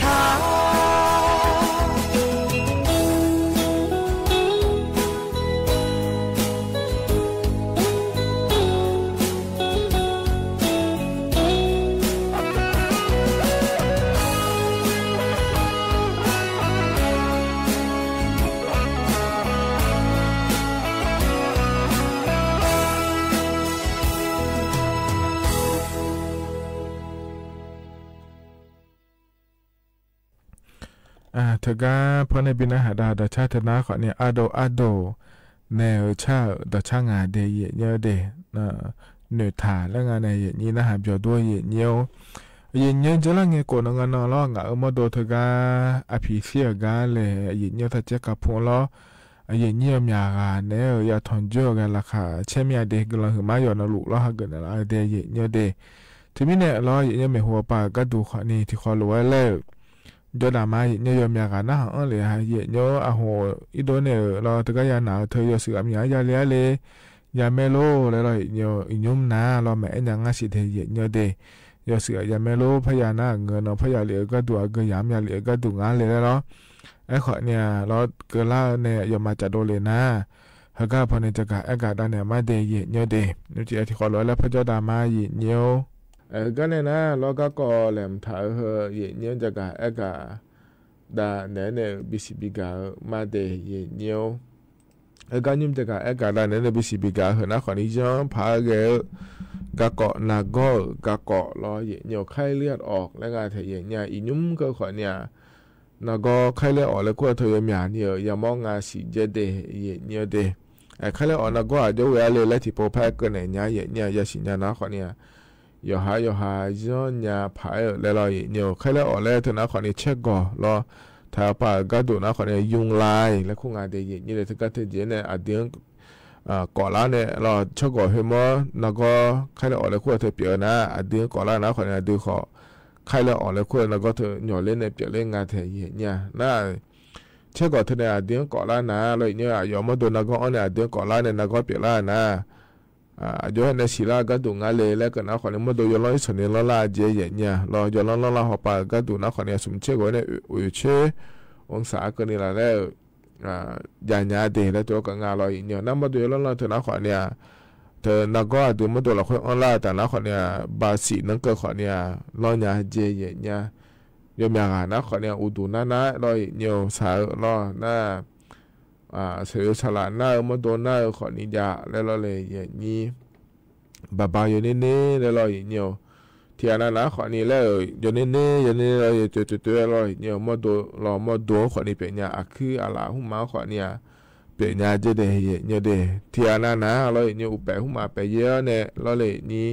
อุมานะหอหุ่มมาเมหอหุ่มมาจามขอนี้เป็นเนี่ยแล้วงานเทเดเนี่ยเดขอเนี่ยอุชิหุ่มมาเชื่อเจเขาเลยเอาเท่านั้นเลยเนี่ยนับแบบขอมาเยอะเจเนี่ยเราเธอมีเนี่ยเดเนี่ยโคลัว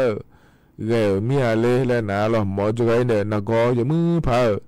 ยาโกเขาอยากเดียเนี่ยเดี๋ยวอาจจะมีเนี่ยงานแล้วก็น่าเลยเนี่ยนักก็หุ่นเปลี่ยนเนี่ยเทียนอะไรมือพามาลาสานาสิหัวนี่ชิญญาเจเนี่ยเขาก็จะลังเนี่ยเดือดไทยมีของเราคุยอันนั้นติเราเขาต้องพาดูหลังเงินนอนเนี่ยอีนั้นก็เนี่ยชดเชยหัวหลังเนี่ยเราเลยนี่เขาเลยออกแล้วเปลี่ยนนักก็เธอยามโม่เดียเนี่ยเด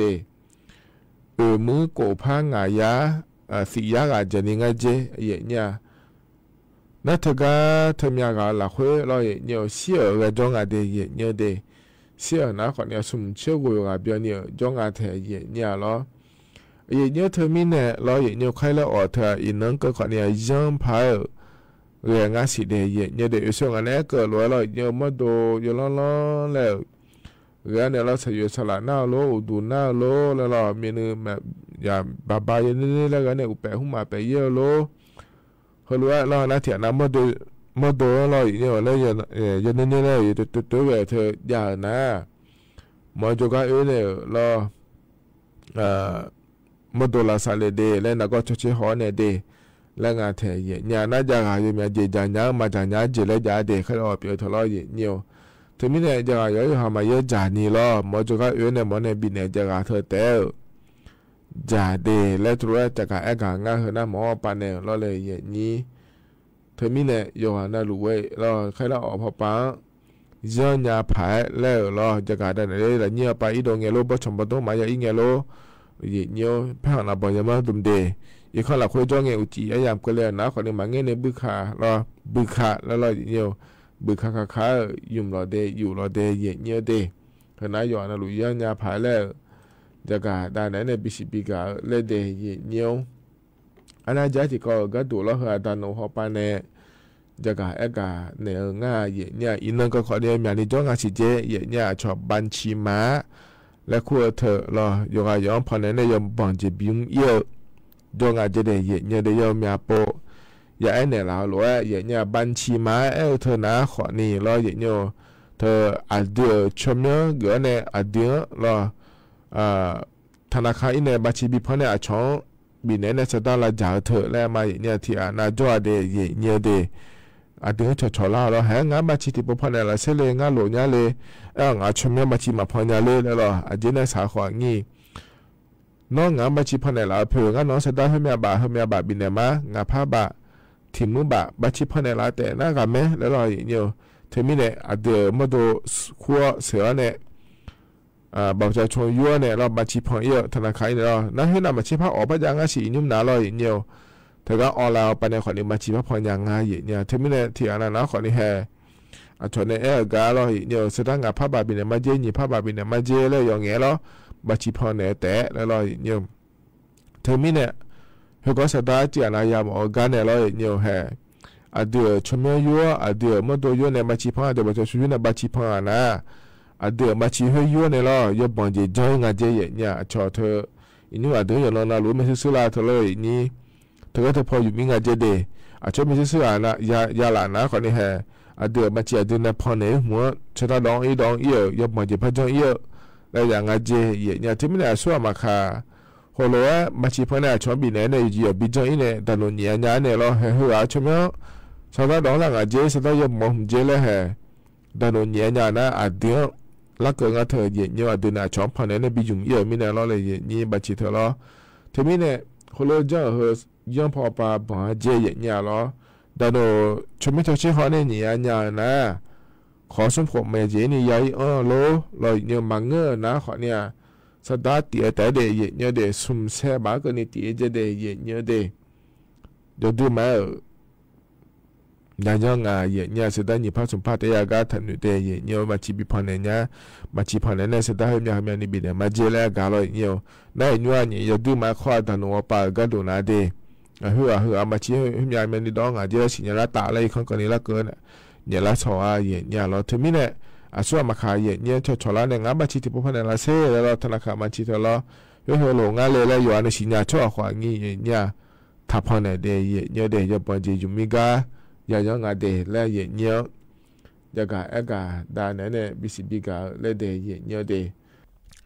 ขณะต่อลุนี่จะกาเนี่ยนะทอนจ้าไอ้ยำเฮละคุยละจะกาเอกาเนี่ยบิสิบิกาเดย์เนี่ยเฮกันน้าเนี่ยจะชัดชิบุมแล้วพนักหาดามาญิบุสึในชาต่อชาลอยเนียวโหลลูมาและงาเดที่ขอร้อยนะหาเบียวดามาเ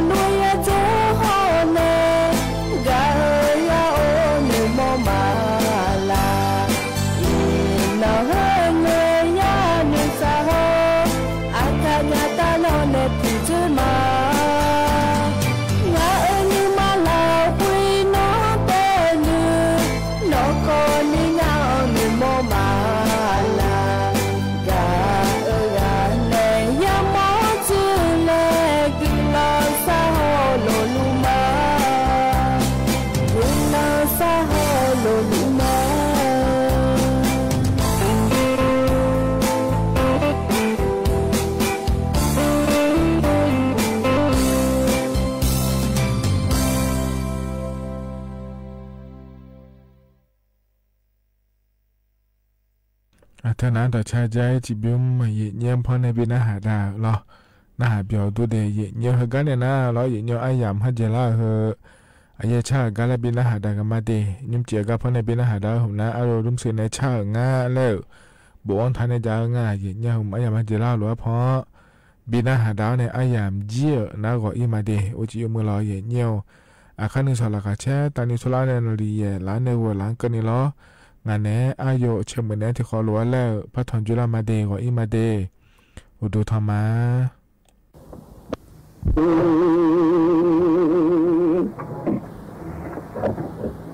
เวลาละยามตาซาเล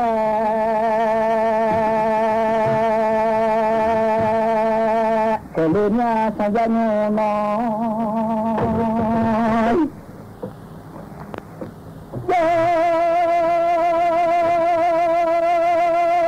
นคาเลนยาม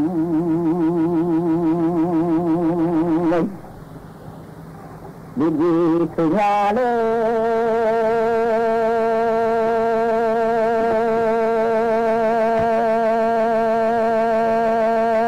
โอเชสาเอ็มยาอยากให้เชื่อ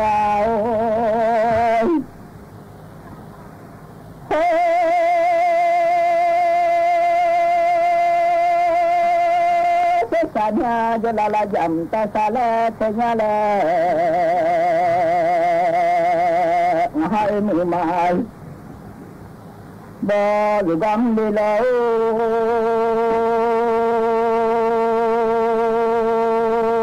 magagadu maki ilu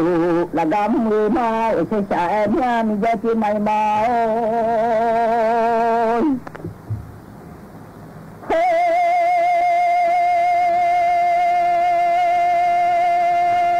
Sanya dapat lalu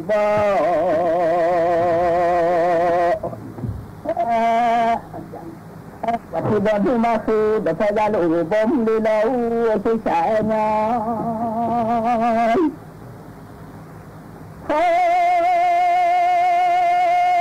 sisanya ambil mabuk Yunda tima Jam mabo yece tule lau basya miaban jao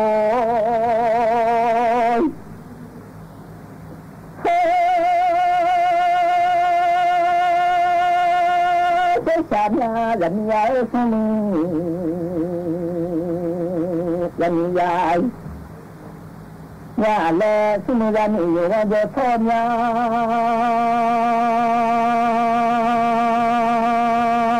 Sumugani, iwan je thomna, we masang loi.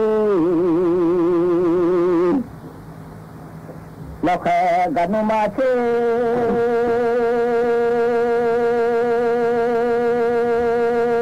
signa jo simya ba, danya ale, mijaja chije mijate, nale lau, masya miya ba mijao.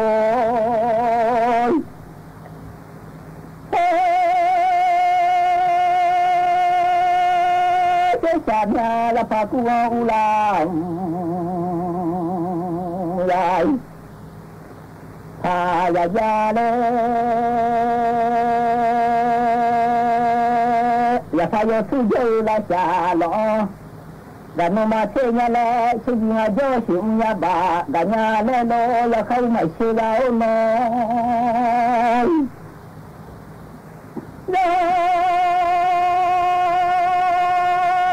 Saya pujan Jatuh Jalin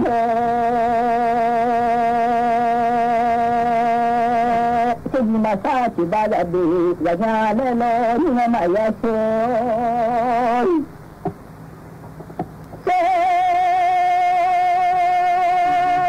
Segi masa tiba Yai Di janele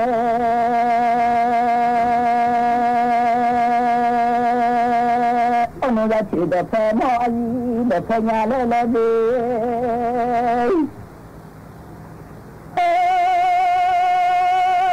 Ông đã chỉ được phê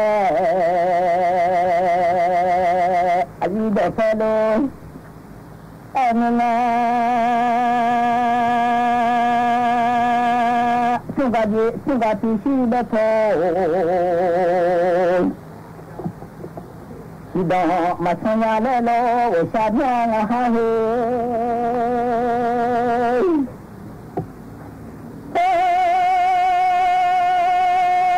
ชาติสุกาจีมาเบดมาชีเลญาดี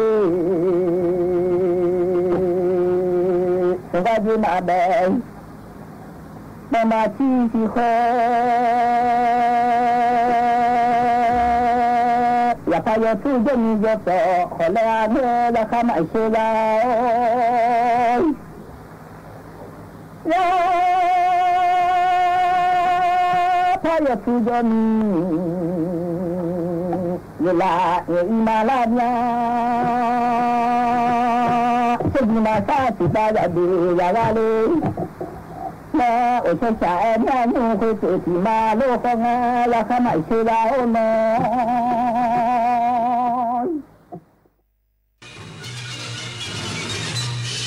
สถานีวิทยุกระจายเสียงแห่งประเทศไทยและเครือข่ายทั่วประเทศเสนอข่าวต้นชั่วโมงรู้เร็วรู้จริงเกาะติดทุกสถานการณ์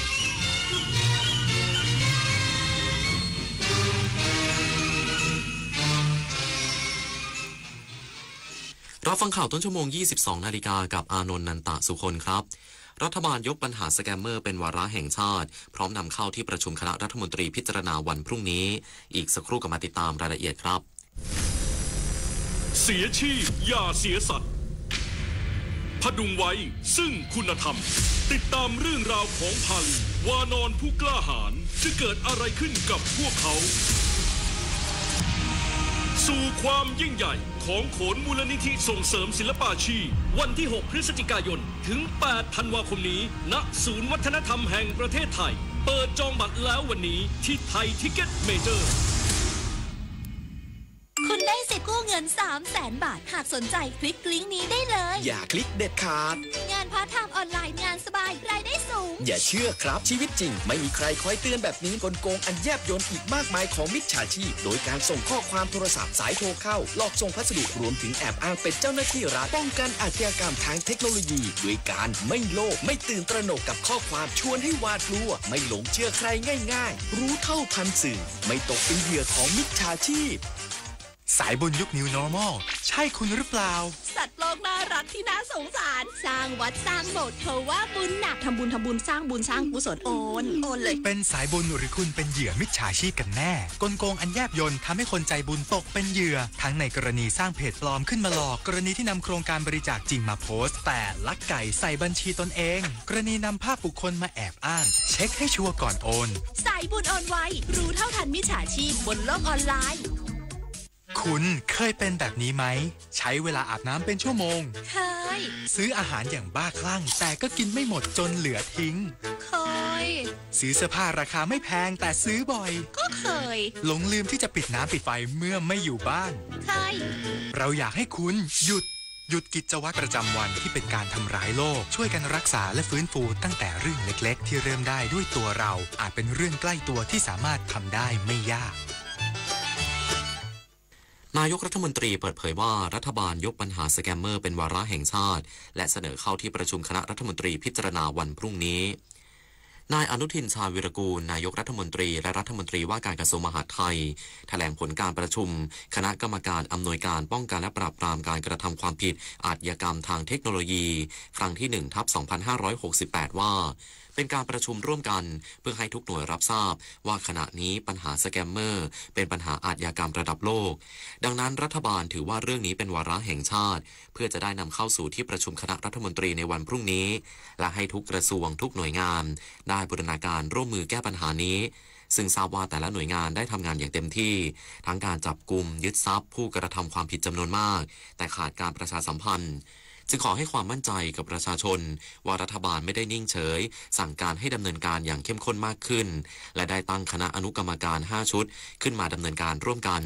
พร้อมย้ำว่ามาตรการขั้นรุนแรงในการปราบสแกมเมอร์ที่ได้ผลดีคือเลขาสภาความมั่นคงแห่งชาติจะต้องตัดหรือปิดสัญญาณอินเทอร์เน็ตซึ่งพื้นที่ตัดสัญญาณหลักๆคือฝั่งชายแดนไทยและกัมพูชา กลุ่มแรงงานอิสระยื่นหนังสือถึงรัฐมนตรีว่าการกระทรวงแรงงานให้เร่งนำร่างพระราชบัญญัติคุ้มครองแรงงานอิสระเสนอคณะรัฐมนตรีเพื่อสร้างหลักประกันให้แรงงานอิสระที่มีกว่า20ล้านคนนางสาวตรีนุชเทียนทองรัฐมนตรีว่าการกระทรวงแรงงานให้การต้อนรับกลุ่มแรงงานอิสระนำโดยนายสันติปฏิภาณรัตน์นายกสมาคมผู้ขับขี่รถจักรยานยนต์ไฟฟ้า EV รับจ้างสาธารณะนำสมาชิก5สมาคม1ชมรมอาทิสมาคมผู้ขับขี่รถจักรยานยนต์ไฟฟ้ารับจ้างสาธารณะสมาคมผู้ขับขี่รถจักรยานยนต์รับจ้างแห่งประเทศไทยสมาคมไรเดอร์สมาคมแท็กซี่ยานยนต์ไฟฟ้าประมาณ100คนเพื่อหารือเรื่องการผลักดันร่างพระราชบัญญัติหรือพรบส่งเสริมและคุ้มครองแรงงานอิสระพศ.โดยนางสาวตรีนุชกล่าวว่าร่างพรบส่งเสริมและคุ้มครองแรงงานอิสระถือเป็นกฎหมายสำคัญที่จะช่วยยกระดับและคุ้มครองกลุ่มแรงงานอิสระและกึ่งอิสระให้ได้รับประโยชน์อย่างทั่วถึงโดยยืนยันว่ากระทรวงแรงงานจะเร่งนำร่างกฎหมายฉบับนี้เข้าสู่กระบวนการพิจารณาโดยเร็วเพื่อเปิดโอกาสให้ประชาชนเข้าถึงกองทุนและสิทธิประโยชน์ด้านต่างๆเช่นการดูแลสุขภาพและการประกันภัยพร้อมเน้นย้ำว่าทีมงานของกระทรวงรวมถึงผู้บริหารทุกคนจะเร่งขับเคลื่อนให้ร่างพรบฉบับนี้เข้าสู่การพิจารณาของคณะรัฐมนตรีหรือครม.และสภาผู้แทนราษฎรเพื่อให้กฎหมายฉบับนี้สามารถออกมาคุ้มครองและสร้างประโยชน์ให้กับแรงงานอิสระทุกคนได้โดยเร็วนิตยาคุณสิมรายงานจังหวัดพังงาจัดพิธีปิดโครงการสารใจไทยสู่ใจใต้รุ่นที่45พื้นที่จังหวัดฝั่งทะเลอันดามันมุ่งเน้นเยาวชนสามารถนำประสบการณ์อยู่ร่วมกันในสังคมพหุวัฒนธรรมตอบแทนคุณแผ่นดินพลเอกสุรยุทธ์จุลานนท์นายกมูลนิธิสารใจไทยสู่ใจใต้เป็นประธานในพิธีปิดโครงการสารใจไทยสู่ใจใต้รุ่นที่45ณห้องประชุมจำปูนศูนย์ราชการจังหวัดพังงาโดยมีข้าราชการเจ้าหน้าที่หน่วยงานที่เกี่ยวข้องและเยาวชนจังหวัดชายแดนภาคใต้จำนวน120คนเข้าร่วมซึ่งโครงการสารใจไทยสู่ใจใต้รุ่นที่45จัดขึ้นระหว่างวันที่2ถึง16ตุลาคม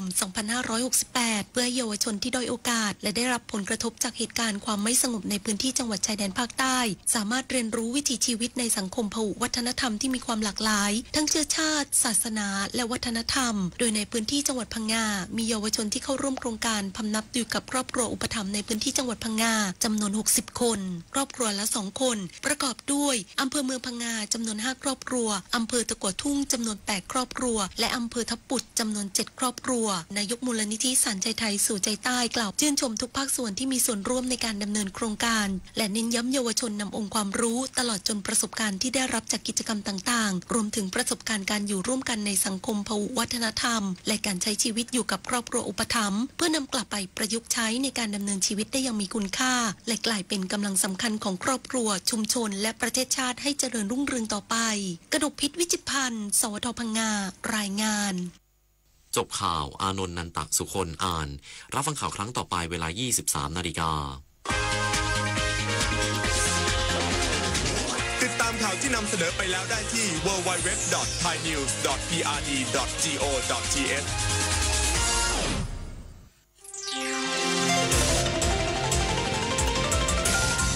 วิทยุแห่งประเทศไทยให้ความรู้คู่ความสุขต่อไปนี้ขอเชิญท่านฟังรายการเพื่อนฝันวิทยุแห่งประเทศไทยให้ความรู้คู่ความสุข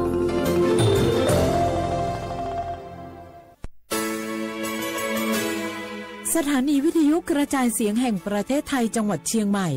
AM 1476 กิโลเฮิรตซ์สถานีวิทยุภาคภาษาชาติพันธุ์แห่งเดียวในประเทศไทย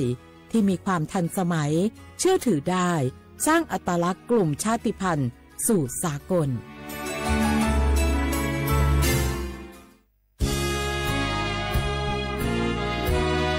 พระบารมีปกเกล้าเพื่อปวงชนชาวไทยจากพระราชกรณียกิจนานับประการที่พระบาทสมเด็จพระเจ้าอยู่หัวและพระบรมวงศานุวงศ์ทรงทุ่มเทพระวรกายทรงงานอย่างไม่เหน็ดเหนื่อยเพื่อประโยชน์สุขของประสบนิกรจากโครงการหลวงสู่การพัฒนาแหล่งน้ำส่งเสริมการศึกษาและด้านสาธารณสุขที่มุ่งเน้นการพึ่งพาตนเองและการพัฒนาอย่างยั่งยืนทุกย่างพระบาทคือการทรงงานทุกพระราชดำริคือพลังแห่งการพัฒนาเพราะประชาชน คือหัวใจของแผ่นดินร่วมเสริมสร้างความรักในสถาบันหลักของชาติโดยสำนักงานประชาสัมพันธ์ที่ 3 กรมประชาสัมพันธ์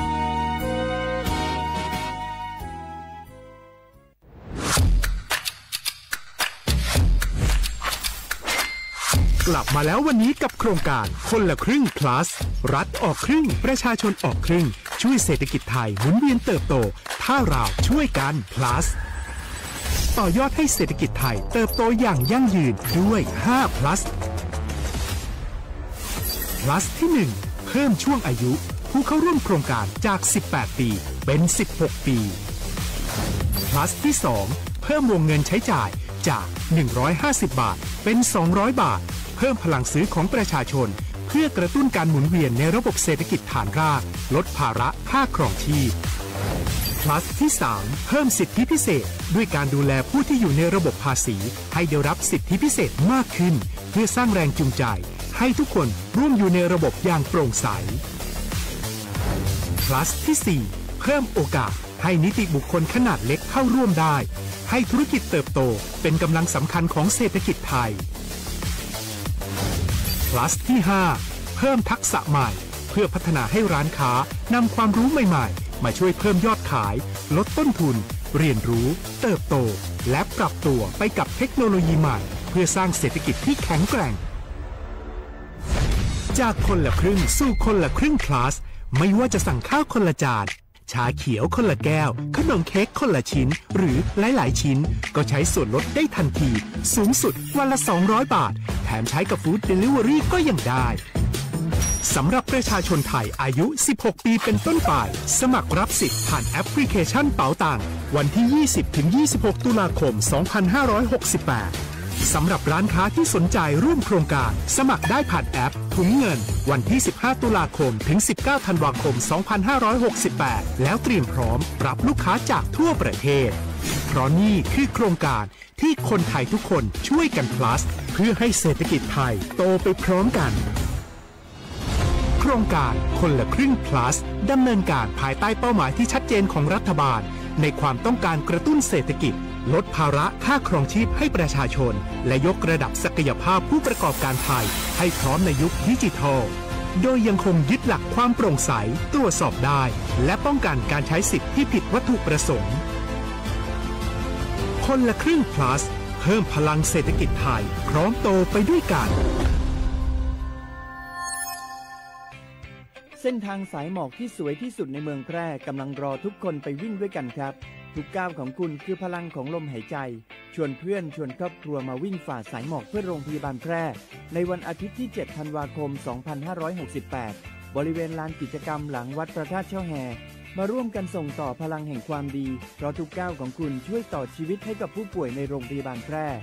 สมัครได้เลยวันนี้แล้วไปวิ่งด้วยกันในวันอาทิตย์ที่ 7 ธันวาคม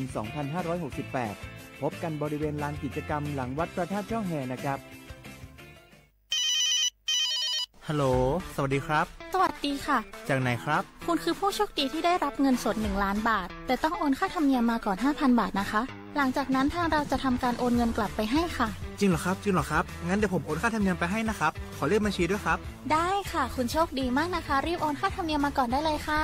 หยุดก่อนนายจะเชื่อจริงๆหรอนี่มันหลอกกันชัดเลยฮะจริงเหรอหลอกยังไงอะนั่นสิเธอลองคิดดูสิว่าเราจะได้รับเงินล้านจากอะไรล่ะในเมื่อไม่ได้ไปเสี่ยงโชคหรือลุ้นรางวัลอะไรเลยจำไว้ไม่มีใครให้เงินเราฟรีๆโดยที่เราไม่รู้ตัวหรอกนะแถมยังให้โอนค่าธรรมเนียมไปให้ก่อนอีกคุณคะเราไม่ได้โกงนะคะโอนมาก่อนเดี๋ยวพิสูจน์ได้ค่ะไม่เอาละผมไม่เชื่อไม่โอนไม่คุยด้วยละกลโกงมีทุกที่จำให้ขึ้นใจอย่าเชื่ออย่าคุยอย่าโลภอย่าโอนด้วยความปรารถนาดีจากสำนักงานประชาสัมพันธ์ที่ 3 กรมประชาสัมพันธ์คุณผู้ฟังคะทุกวันนี้มิจฉาชีพมาในรูปแบบใหม่ๆมากมายที่เราอาจคาดไม่ถึงผมเนี่ยก็เคยโดนมิจฉาชีพโทรมาบอกว่าเป็นเพื่อนสนิทแล้วขอยืมเงินโชคดีนะที่เพื่อนคนนั้นอยู่ด้วยกันกับผมเลยรอดหนูก็เพิ่งโดนโทรมาบอกว่าเป็นตำรวจบอกว่าหนูมีคดีเกี่ยวข้องกับยาเสพติดแล้วก็ต้องโอนเงินไปเพื่อเคลียร์คดีโชคดีที่ตั้งสติแล้วก็ตรวจสอบก่อนไม่อย่างนั้นเงินเก็บหนูคงหายหมดแน่ๆเลยหากมีคนอ้างว่าเป็นเจ้าหน้าที่หรือให้โอนเงินอย่ารีบเชื่อต้องตรวจสอบข้อมูลกับหน่วยงานโดยตรงห้ามโอนเงิน งินหรือให้ข้อมูลส่วนตัวเด็ดขาดและอย่าลืมนะคะว่าถ้าหากพบข้อความหรือโทรศัพท์แปลกๆให้แจ้งเจ้าหน้าที่ที่สายด่วน191หรือ1599เพื่อช่วยกันป้องกันและหยุดยั้งมิจฉาชีพค่ะร่วมด้วยช่วยกันเฝ้าระวังภัยรู้ทันมิจฉาชีพเพื่อความปลอดภัยของทุกคนด้วยความปรารถนาดีจากสำนักงานประชาสัมพันธ์ที่ 3 กรมประชาสัมพันธ์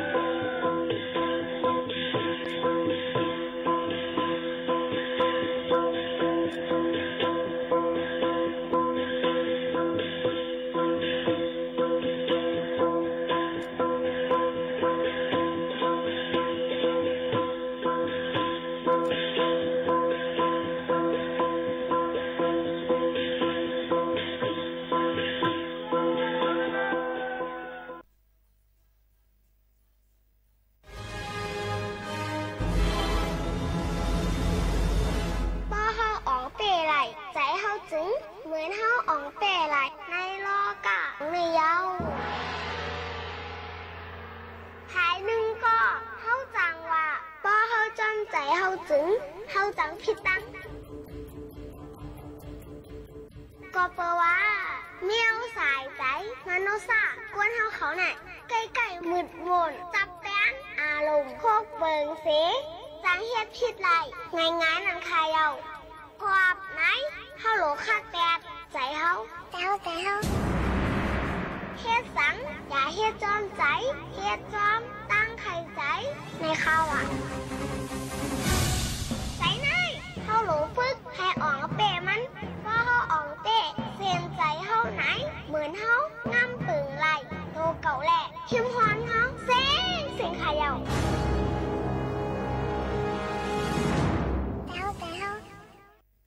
พี่น้องเขาสนใจใครปืนเผาผ่านตั้งห้องปล่อยเสียงสวทเก้งใหม่ปั่นตั้งหูห่มปลาดังมีดังซื้อถ่อมแจ้งแล้งหลีกว่าไก่ในปืนตีเจดอนเก้งใหม่กับสืบมาเลยดี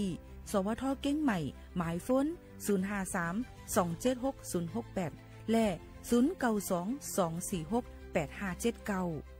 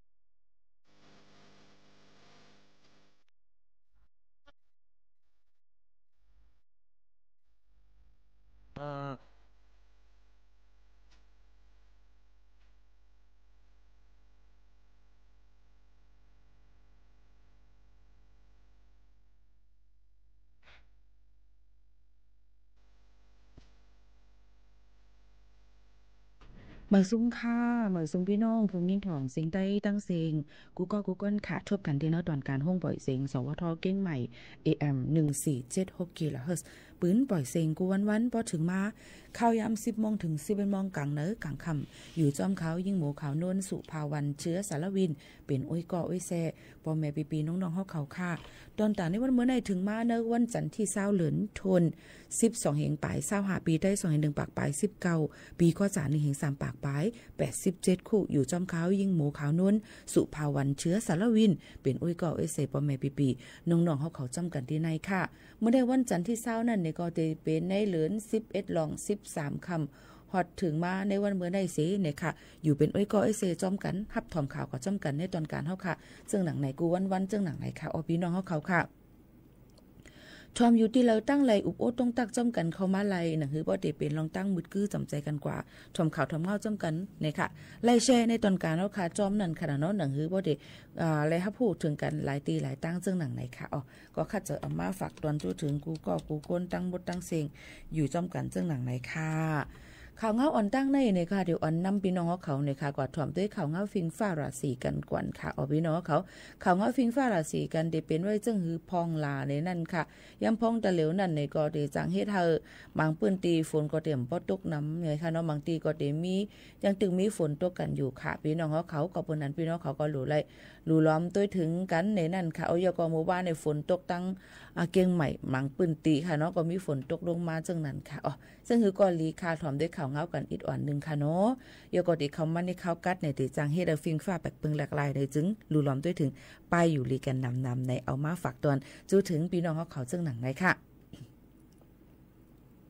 กำเนิดเขาคำมาตัวเกี่ยวกับลุยลองยำพองตะเหลวตั้งเมืองจึงไทยเหมือนในเป็นวันที่1อันปันตื้อตั้งให้ก้นอันมีไว้วัดไว้ไทยอายุ 16 ปีขึ้นกว่านั่นเลยค่ะลงเส้นสายไม้ในค่ะเนาะตอนตาก้นอันเป็นคนละครึ่งพลัดในค่ะในวันที่1นั่นในค่ะเนาะก็เตรียมเจ้าเตรียมเจียวค่ะเนาะแอปพลิเคชันเป๋าตังหำปอคำกึดไว้ในค่ะเนาะ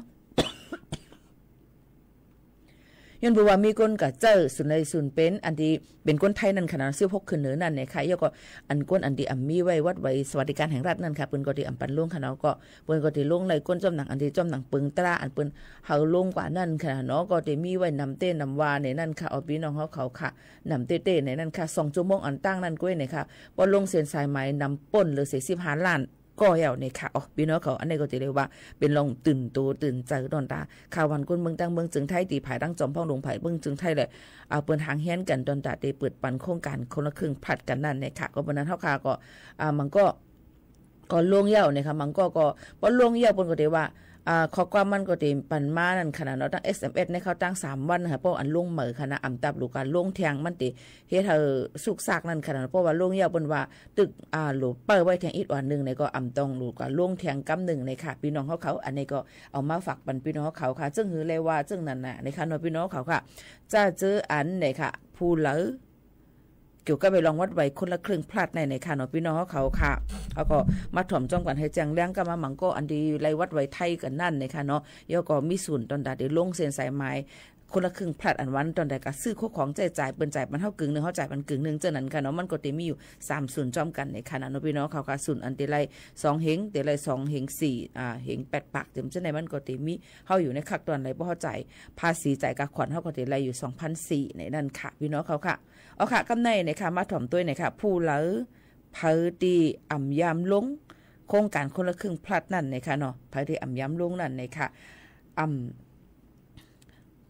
ตอนการอะไรค่ะเนาะเอาใหม่ผู้เหลอเผอตีอ่ำยามลงโครงการคนละครึ่งนั่นในจึงในนั่นค่ะเพราะว่าก็ลงเซ็นสายหมายในแอปพลิเคชันเป๋าตังเย้าในค่ะพี่น้องก็เฮ็ดจำหนังขอความอันตีเปิ้นลาดเย้าในจึงในนั่นค่ะเพราะว่าหน้าฟงพี่น้องเขาลาดไว้ว่ากำลังรอผลการลงทะเบียนในนั่นค่ะ ก็มันก็ติแจ้งผ่าน SMS ขอความพี่น้องเขาในข่าวตั้งอ่ำป่น3วันจังไหนค่ะเนาะอ่ำตับหลูลงเทียงเย้าในค่ะก็มามันติสุกซักในค่ะเนาะก็เปิดจังหลังนั้นเฮในก็เอามาฝากปันพ่อแม่ปีๆน้องๆเขานั่นค่ะเนาะเปิ้นก็ติกดจัดกดทัดได้แทงกำนึงว่าเฮาติไลสุนไลเงินหมอกกาหือจังหนังไหนค่ะอันนี้ก็เอามาฝากปันพี่น้องเขาให้ไลยินถ่อมจ้องกันในค่ะกำในในค่ะเฮาค่ะมาด้วยค่ะพี่น้องเขาค่ะลองตั้งวัดไหวพี่น้องเฮียงกันยันเมืองเขานั่นในค่ะเนาะพี่น้องเขาค่ะภายดังกรมการจัดหาการงานปืนกอปืนเผาไว้นั่นค่ะเนาะว่ามันมีรองข้องค้ำในนั่นค่ะเกี่ยวกับในรองลงระบบมันนั่นใน e-work permit นั่นในค่ะเนาะก็เปิ้นนั่นได้ลองตั้งซึ่งในก็คัดเจออยู่ตอนจากคนอันเหตุการณ์กอมบันนีก็อันเฮ็ดวัดเฮ็ดไว้อันเปิ้นเป็นกอมบันนีซึ่งนั่นในก็พี่น้องเขาอันก็ยินเฮ็ดจอมเปิ้นนั่นทำแต่ถามว่าเมื่อไรเปิ้นได้ลงเฮาได้ไล่วัดไว้เมื่อไรเฮาได้ลงไว้เนียมดีเฮาคาไล่เมื่อไรจังซั่นนั่นก็เปิ้นว่ามันมีปัญหาเนี่ยค่ะมือเตมันเปิ้นได้เตลงที่15หลงใจค่ะต่อถึงย้ำพองแต่แล้วก็ยังตึกมีปัญหากันอยู่ก้อยการซึ่งหือกอลีค่ะผู้เหลือเผาที่ยังอำไปมีวัดไว้อันเปิ้นเฮาว่าก้นอันที่อำไปฉุกแม่นจำหนังปักเบิงหมายมีนั่นในพี่น้องเขาก็หลู่เลยห่างแฮนกันไว้ในนั่นค่ะห่างแฮนกันไว้ห่างแฮนตูห่างแฮนเจอห่างแฮนเงินไว้ตอนตัดที่เฮ็ดวัดเฮ็ดไว้กันในนั่นค่ะประวันแล้วเนี่ยก็เปิ้นก็ได้ลงเส้นสายหมายเป็นพี่น้องเขานั่นค่ะเนาะอันนี้ก็เอามาฝากตอนถึงให้เลยยินถ่อมจำกันซึ่งหนังไหนค่ะหรือใจถ่อมด้วยเพียงความมันหูถูกใจ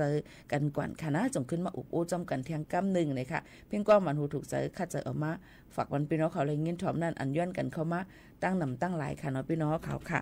สืบถ่อมจำกันค่ะนะ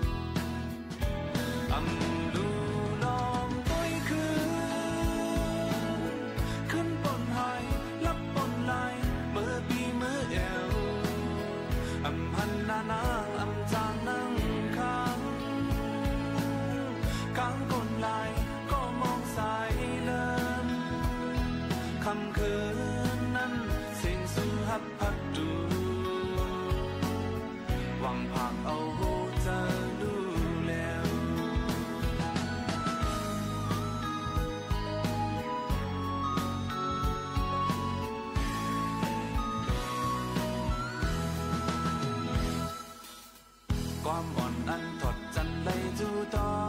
มจอมกว่าให้แตกยายไปหมดยาวเก้าอ่อนก็โหนคือ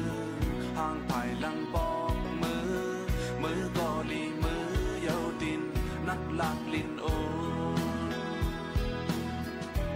กำบานอ่อนหาก็ตำเจอตำวางเลยเจอฮักเป็นสื่อดูหน้าอับจังจำจางก็ใจไปเจิงหือไหลเงินแกนมอขอความฮักอันอ่านตัดลากัดกว่าไหลคำคืนยามนั้น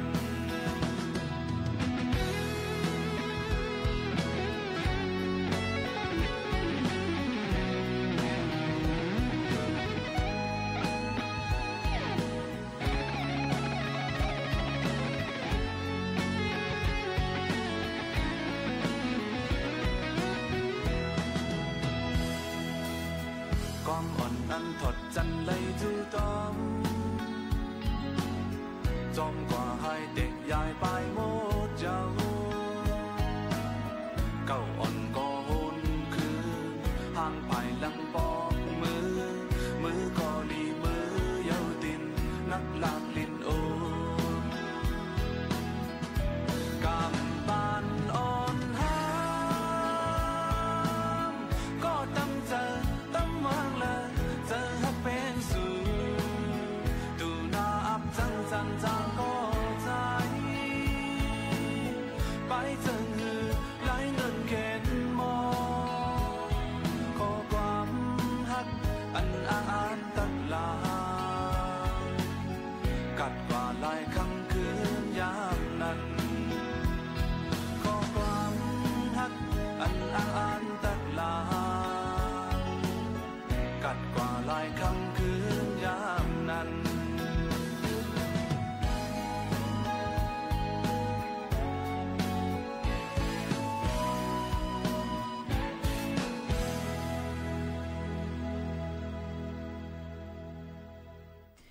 อ๋อค่ะทอมอยู่จ้อมกันที่ในนั่นค่ะเมื่อในก็จะได้เป็นลองคึกคักตอนหนักก้นดังเมืองจึงไทยเขานั่นค่ะเนาะอันดีเลยเจอเงินเปิ้นจ่าย1กึ่งเฮาจ่าย1กึ่งให้ไหนนั่นค่ะก็ซื้อโคของไล่ให้ไหนนั่นค่ะเลยก็ซื้อโคของไล่ไหนนั่นค่ะก้อยกามังอันเปิ้นก็เต็มปันซื้อเหมือนหนังนำเราแอลกอฮอล์5จึงหนังไหนค่ะเนาะอันที่เป็นสลากกินแบ่งรัฐบาลจะได้เปิ้นปันซื้อเปิ้นก็จะมีคอหามคอใจไหลใจไหลจังไหนจ้อมไหนนั่นค่ะพี่น้องเขาค่ะก็มาเฮาค่ะก็ยิ่งหมู่เขานุ่นก็มีศูนย์ไล่อยู่ขนาดเมื่อกำไรเต็มเจ้าในก็ลงผลจุติไล่ตื้อหาไล่มือไกลไหนค่ะเนาะก็ไล่อยู่ในนั้นค่ะก็เขาก็หลุดไล่มีแอปพลิเคชันเป๋าตังในนั้นขนาดเนาะยกกับปฏิกาซื้อของเครื่องใจอันเป็นโฮมรายการโครงการอันใดนี่ก็เขาก็ถือจ่ายไล่ในค่ะเพราะว่าเหมือนหนังว่าตัวเบิ่งแตกมันเหมือนหนังว่า200 วัตต์ถ้าซื้อในเขาก็จะได้จ่าย100 วัตต์เบิ่นก็ได้ออกวัน100 วัตต์จึงนั้นค่ะพี่น้องเขากึ่งต่อกึ่งนั่นขนาดไหนอันไหนจังไหนนะคะอ๋อนี่ก็เป็นโครงการดีๆตอนนั้นก็ดังเบิ่งจึงไทยเขาเนี่ยนั่นค่ะก็กาว่ายังพองแต่เหลียวหน้าเปิ้นก็จำหนังว่าเปิ้นเปิดปันนั่นในค่ะเนาะมีปัญหาค่ะเนาะเกี่ยวกับไปลอง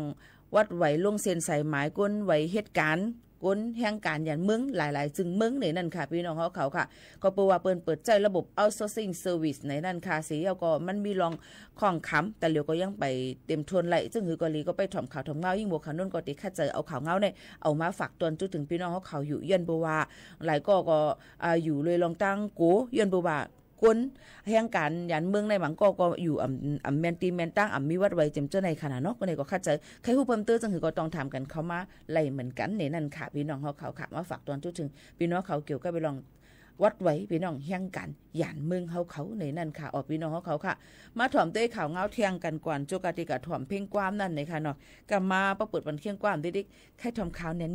พี่โมเขาโน้นดิลัดข่าวเที่ยงมือแล้วในนั่นค่ะนะเพ่งความก็ได้เป็นมือพ้องเขาค่ะหรือหรือเจอนั่นค่ะนะเนาะพี่น้องเขาค่ะ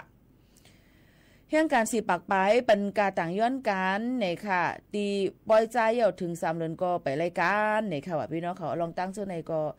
ผายดังชนบุรีเนี่ยนั่นค่ะก็ได้มีอยู่เนี่ยค่ะเจอเลยลงลายมืออันเป็นแห่งการ MOU ลิกินเกียน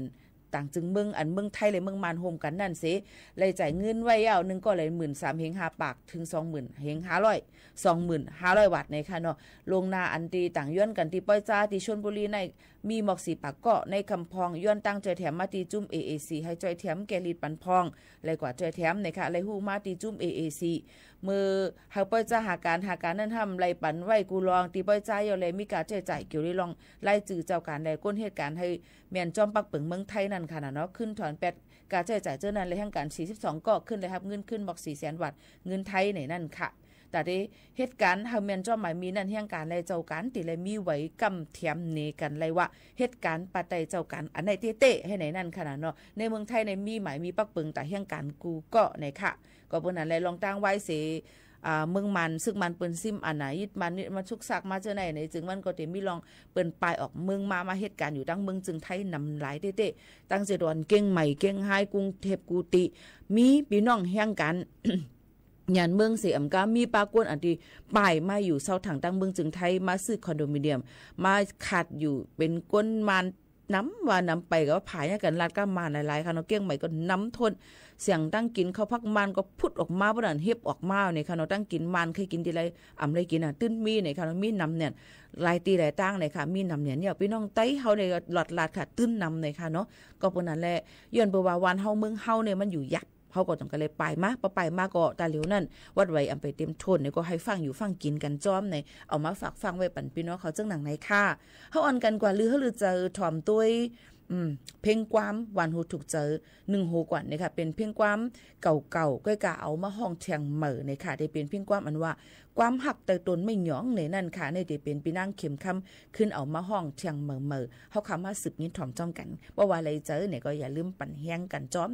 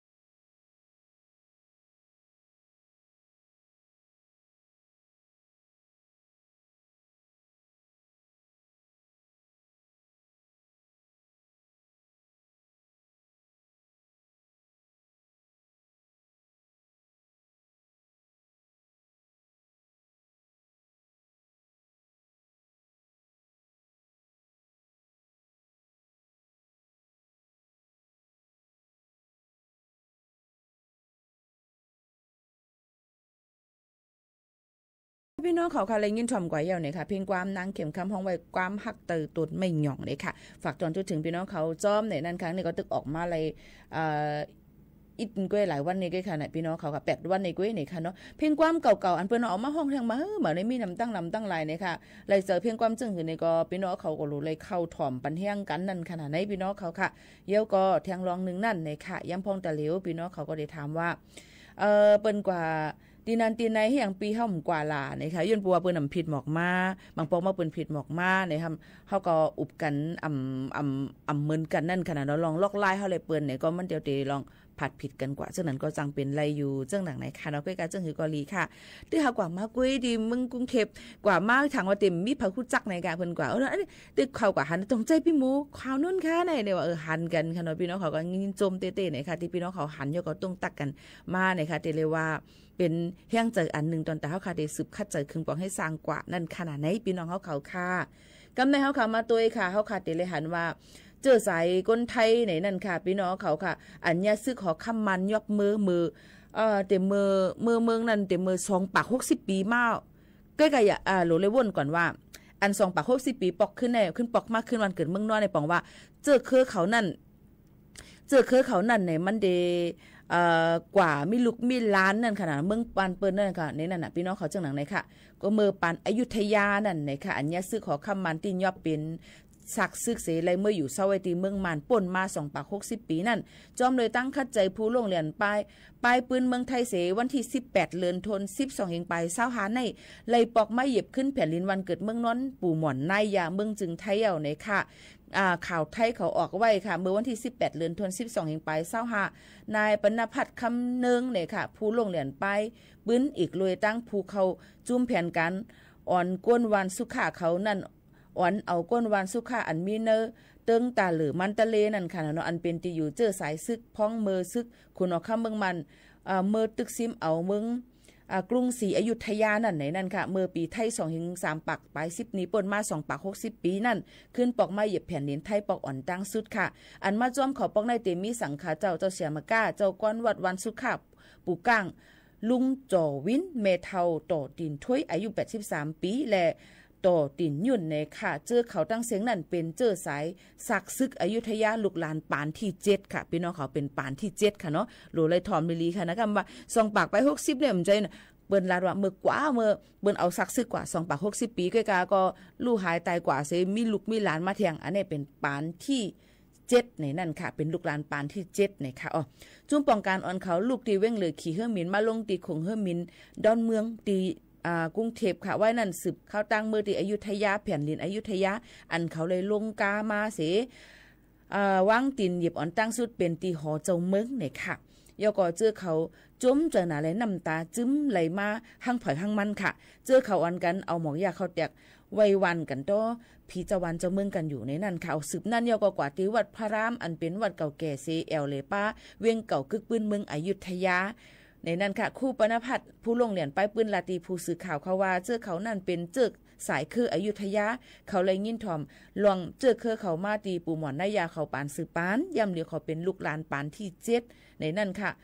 วันเขานั้นตื้อเฮ็ดจอมฟิงทุ่งปอยไทยเหมือนหนังลูต้านกองมูกองทรายพ่องเลือน5ความไทยก็ลาดไหลกำพองเหมือนหนังขนมว่าก๋วยเตี๋ยวว่าจิมเจ้าในขนาดดีเนี่ยจะน้ำอ้อยจิมเจ้าในเขาก็ลัดไหลนั่นขนาดเนาะวันสุขะอันเขาอยู่เศร้านั้นแต่ก็ไก่คู่ไก่เว้งน่ะเพียวแลเขาอำสู้เลยออกกว่าตั้งเลยกว่าไก่สุดก็อำป่น6ลักอันเตมาเมืองไทยในแต่หนาเลยเซว่านอนผันยก็นอนผันเทียงในนั่นค่ะนี่ก็เตเป็นรองตั้งอันดีเบิ่นสืบเอาสายเหอเจอคือเปิ้นมานั่นขนาดเนาะซึ่งหนังนั้นค่ะพี่น้องเขานี่ก็เป็นเทียงหนึ่งอันเป็นเทียงหนึ่งรองที่ว่าเพราะเป็นสืบเอาคือปืนนั่นในนั่นค่ะพี่น้องเขาค่ะก็ตื่นเตมีกันอยู่นั่นค่ะก็วันนั้นแหละปืนเฮาขานั่นเตลี5อำลี5ในอำตับดูให้เพิ่มมาเตรียมปันตัวเจ้าเก่าขึ้นตัวเลยเฮ็ดแหนว่าตัวเจ้าเก่าได้เป็นปืนลีปืนซึ่งหือกว่านั่นกุ้ยเนี่ยนั่นค่ะก็วันนั้นลองตั้งเจ้าให้เฮาอำตับดูเลยกว่าจี้จำเผอกว่าเน่เผอนั่นค่ะเนาะรู้เลยด้วนด้วยตีตัวเจ้าเก่าใครเตรียมปืนจึงหือเนี่ยค่ะทำตีตัวเจ้าเก่าก่อนเนี่ยค่ะพี่น้องเขาค่ะ เอาค่ะก็ในเที่ยงข่าวอันนึงนะคะย้อนการเมืองอ่ำนิ่มและอ่ำมีลองห่มลมการหากินเลี้ยงต้องก็อยากผืดก้นเมืองห่มตุ่มก็อ่อนกันไปออกวันเมืองมากูมือกูวันค่ะเขามากกว่าพิษปักเบิงหมายมีญาติยอบก็ใครว่ามีกูวันค่ะออกพี่น้องเขาค่ะเหมือนหนังตั้งสังขบุรีเนี่ยค่ะกาญจนบุรีเขาเนี่ยมีก้นห่มตุ่มเมียนมาเขาเนี่ยค่ะ1 ปาก 62ก็ในนั้นค่ะตียอบไหลนั่นค่ะนะเนาะจังไหนก็เตเป็นก้นใจ92ก็ผู้หญิง57ก็ลูกอ่อน13ก็เจอเขาลาดว่าลูกตีเมืองห่มตุ่มหลายตีเสไปเขามาดังในเถินเป็นก็ตียอบกว่าเรียนบัวที่มาหาการดังเมืองจึงไทยเนี่ยค่ะอ๋อก็บนนั้นพี่น้องเขาให้ฟังอยู่ฟังกินกันกูก็กูกวนเสกำค่ะนะพี่น้องเขาค่ะเอามาฝากวันเจ้าหนังไหนค่ะ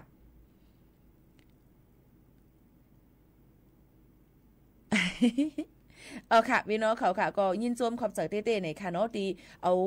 มาถ่อมเอาเข้ายามมีการขันมาถ่อมจ้อมกันในตอนการเฮาคาตีในนั่นค่ะอีก็เอามาฝากตอนจุดถึงกันเจ้าหนังไหนค่ะเนาะอีหมู่เขาโน่นเอาเพ่งความอันดีกัดถ่ายมาเมื่อวานในอีหมู่เขาโน่นกัดถ่ายเพ่งความเกี่ยวกับรองปีใหม่ไต้ค่ะพี่น้องเขาเย่าเสและเอามาปันถ่อมจิ้มแหลมตัวอิดอ่อนเพ่งความในค่ะเนาะพี่น้องเขาค่ะได้เป็นเพ่งความเกี่ยวกับรองปีใหม่ไต้ค่ะนะวนไปออกว่าเตรียมมาจื้อเพ่งความมันว่าหือผู้ละเพอพี่น้องเขาวนไหลเนี่ยก็ใจวนปันอีกนึงเพ่งความของได้เป็นเพ่งความห้องกูค่ะนะจำสายเลือนบีมเนี่ยนั่นค่ะมาถ่อมจำกันค่ะนะมันเกี่ยวกับปีใหม่ไต้ก้อยกาก้นเตรียมมันว่าเตรียมความในเตรียมงานน่ะ1 วันหลายปูก็เลยก้อยกาตอนได้เตรียมจื้อความในแค่วนหยาบไว้เนี่ยค่ะว่าย้อนปึงให้พี่น้องเขาใจวนบันจื้อความอีกนึงค่ะนะติออกไว้ในเอาค่ะนะมื้อว่าตึกกะไถเอาตัวหลีงามเอาค่ะ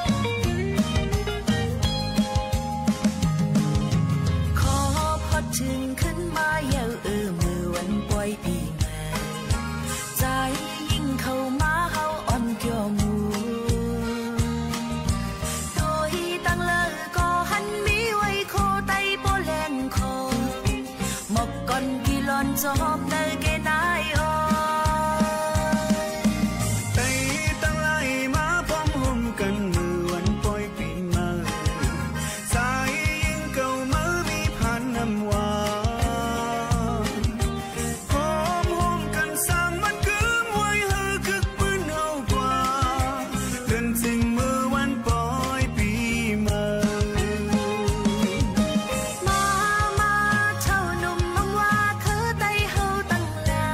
ย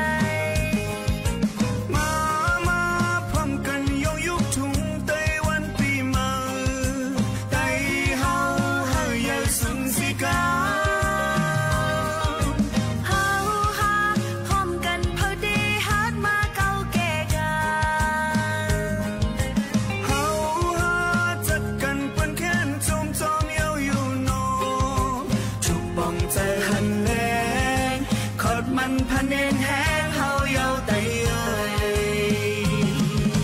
จุกปองเจอหันแรงขอดมันพันเนนแห้งเฮาเยาไตเอ่ย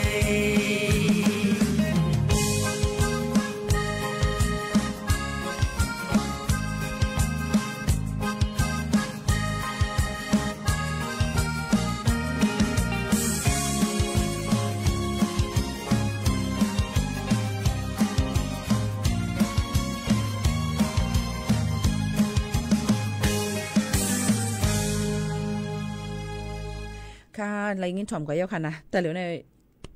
เพียงความหวานหูถูกใจจนดาปีใหม่ไต้ในนั่นค่ะยินจมค่ะเข้าป้อยปีใหม่ยินจมค่ะมี2ก่อนเนาะว่าอย่าลืมวันปีใหม่เข้าป้อยปีใหม่เนี่ยค่ะขอบใจค่ะที่จอยกันโฮมกันบอกลาถึงกันมาเนี่ยนั่นค่ะนะโดยบอกว่ามีส่วนโฮมค่ะนะมีส่วนโฮมเนี่ยค่ะนะเพราะมันออกมาเมื่ออย่าลืมค่ะนะปันแห้งใจกันค่ะนะเอาค่ะพี่น้องเขาค่ะ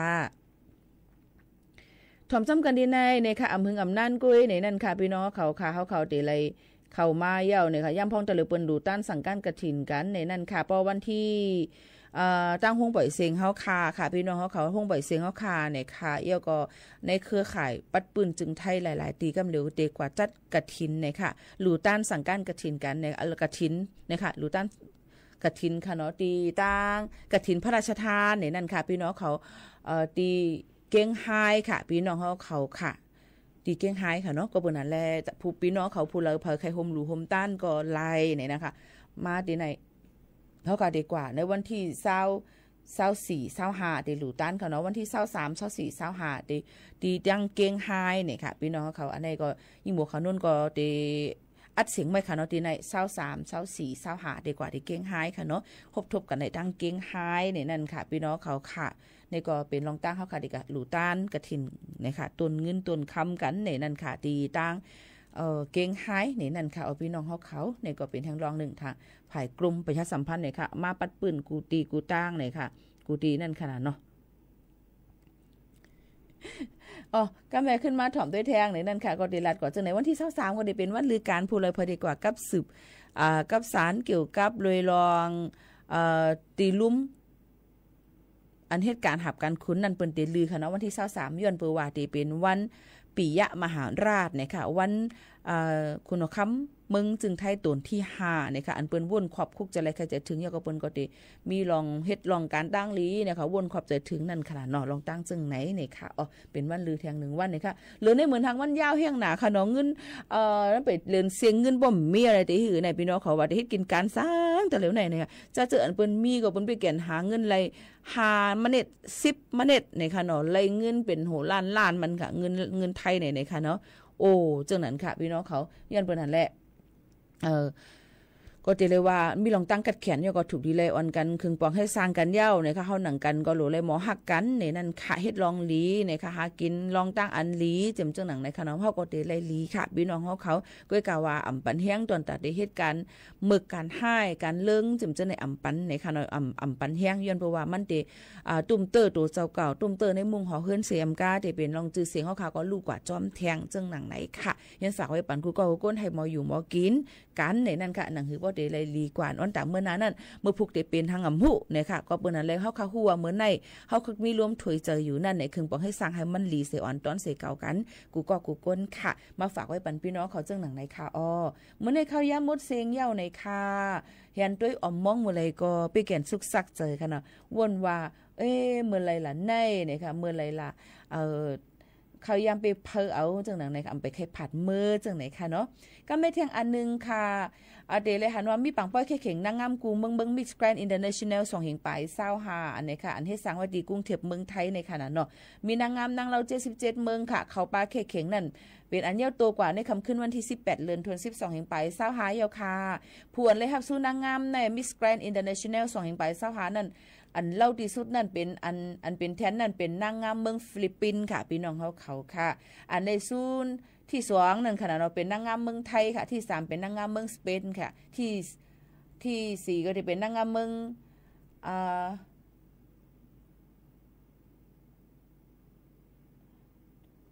เที่ยงอันนึงที่5ซ้ำจะเป็นนางงามเมืองอย่างเนี่ย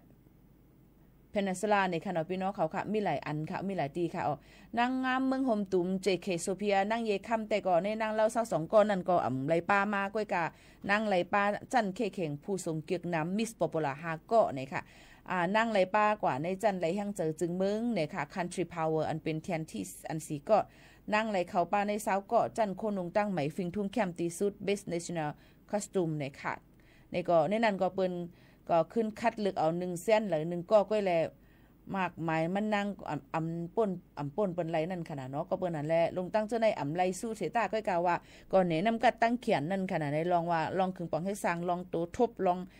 เปิดตาหันกว้างหลายลองเลยอันในนั่นค่ะเจ้าหนังไหนค่ะพี่น้องเขาค่ะในก็ติเลยว่าคืบหน้ากว่าแทง1จั่น1รองเลยค่ะเกี่ยวกับไปลองการคืบหน้าในนั่นค่ะตอนหนักก้นตั้งมึงไตเฮาขานั่นเจ้าหนังไหนค่ะเนาะในก็เป็นดี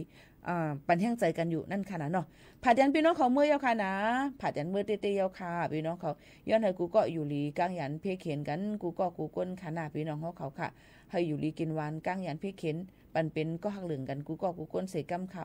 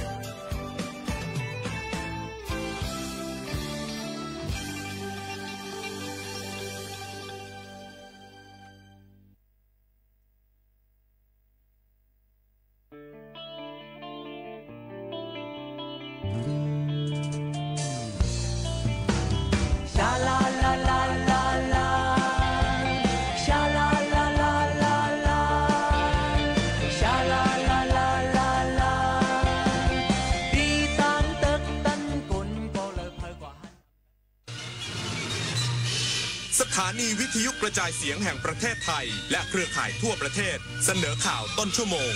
รู้เร็วรู้จริงเกาะติดทุกสถานการณ์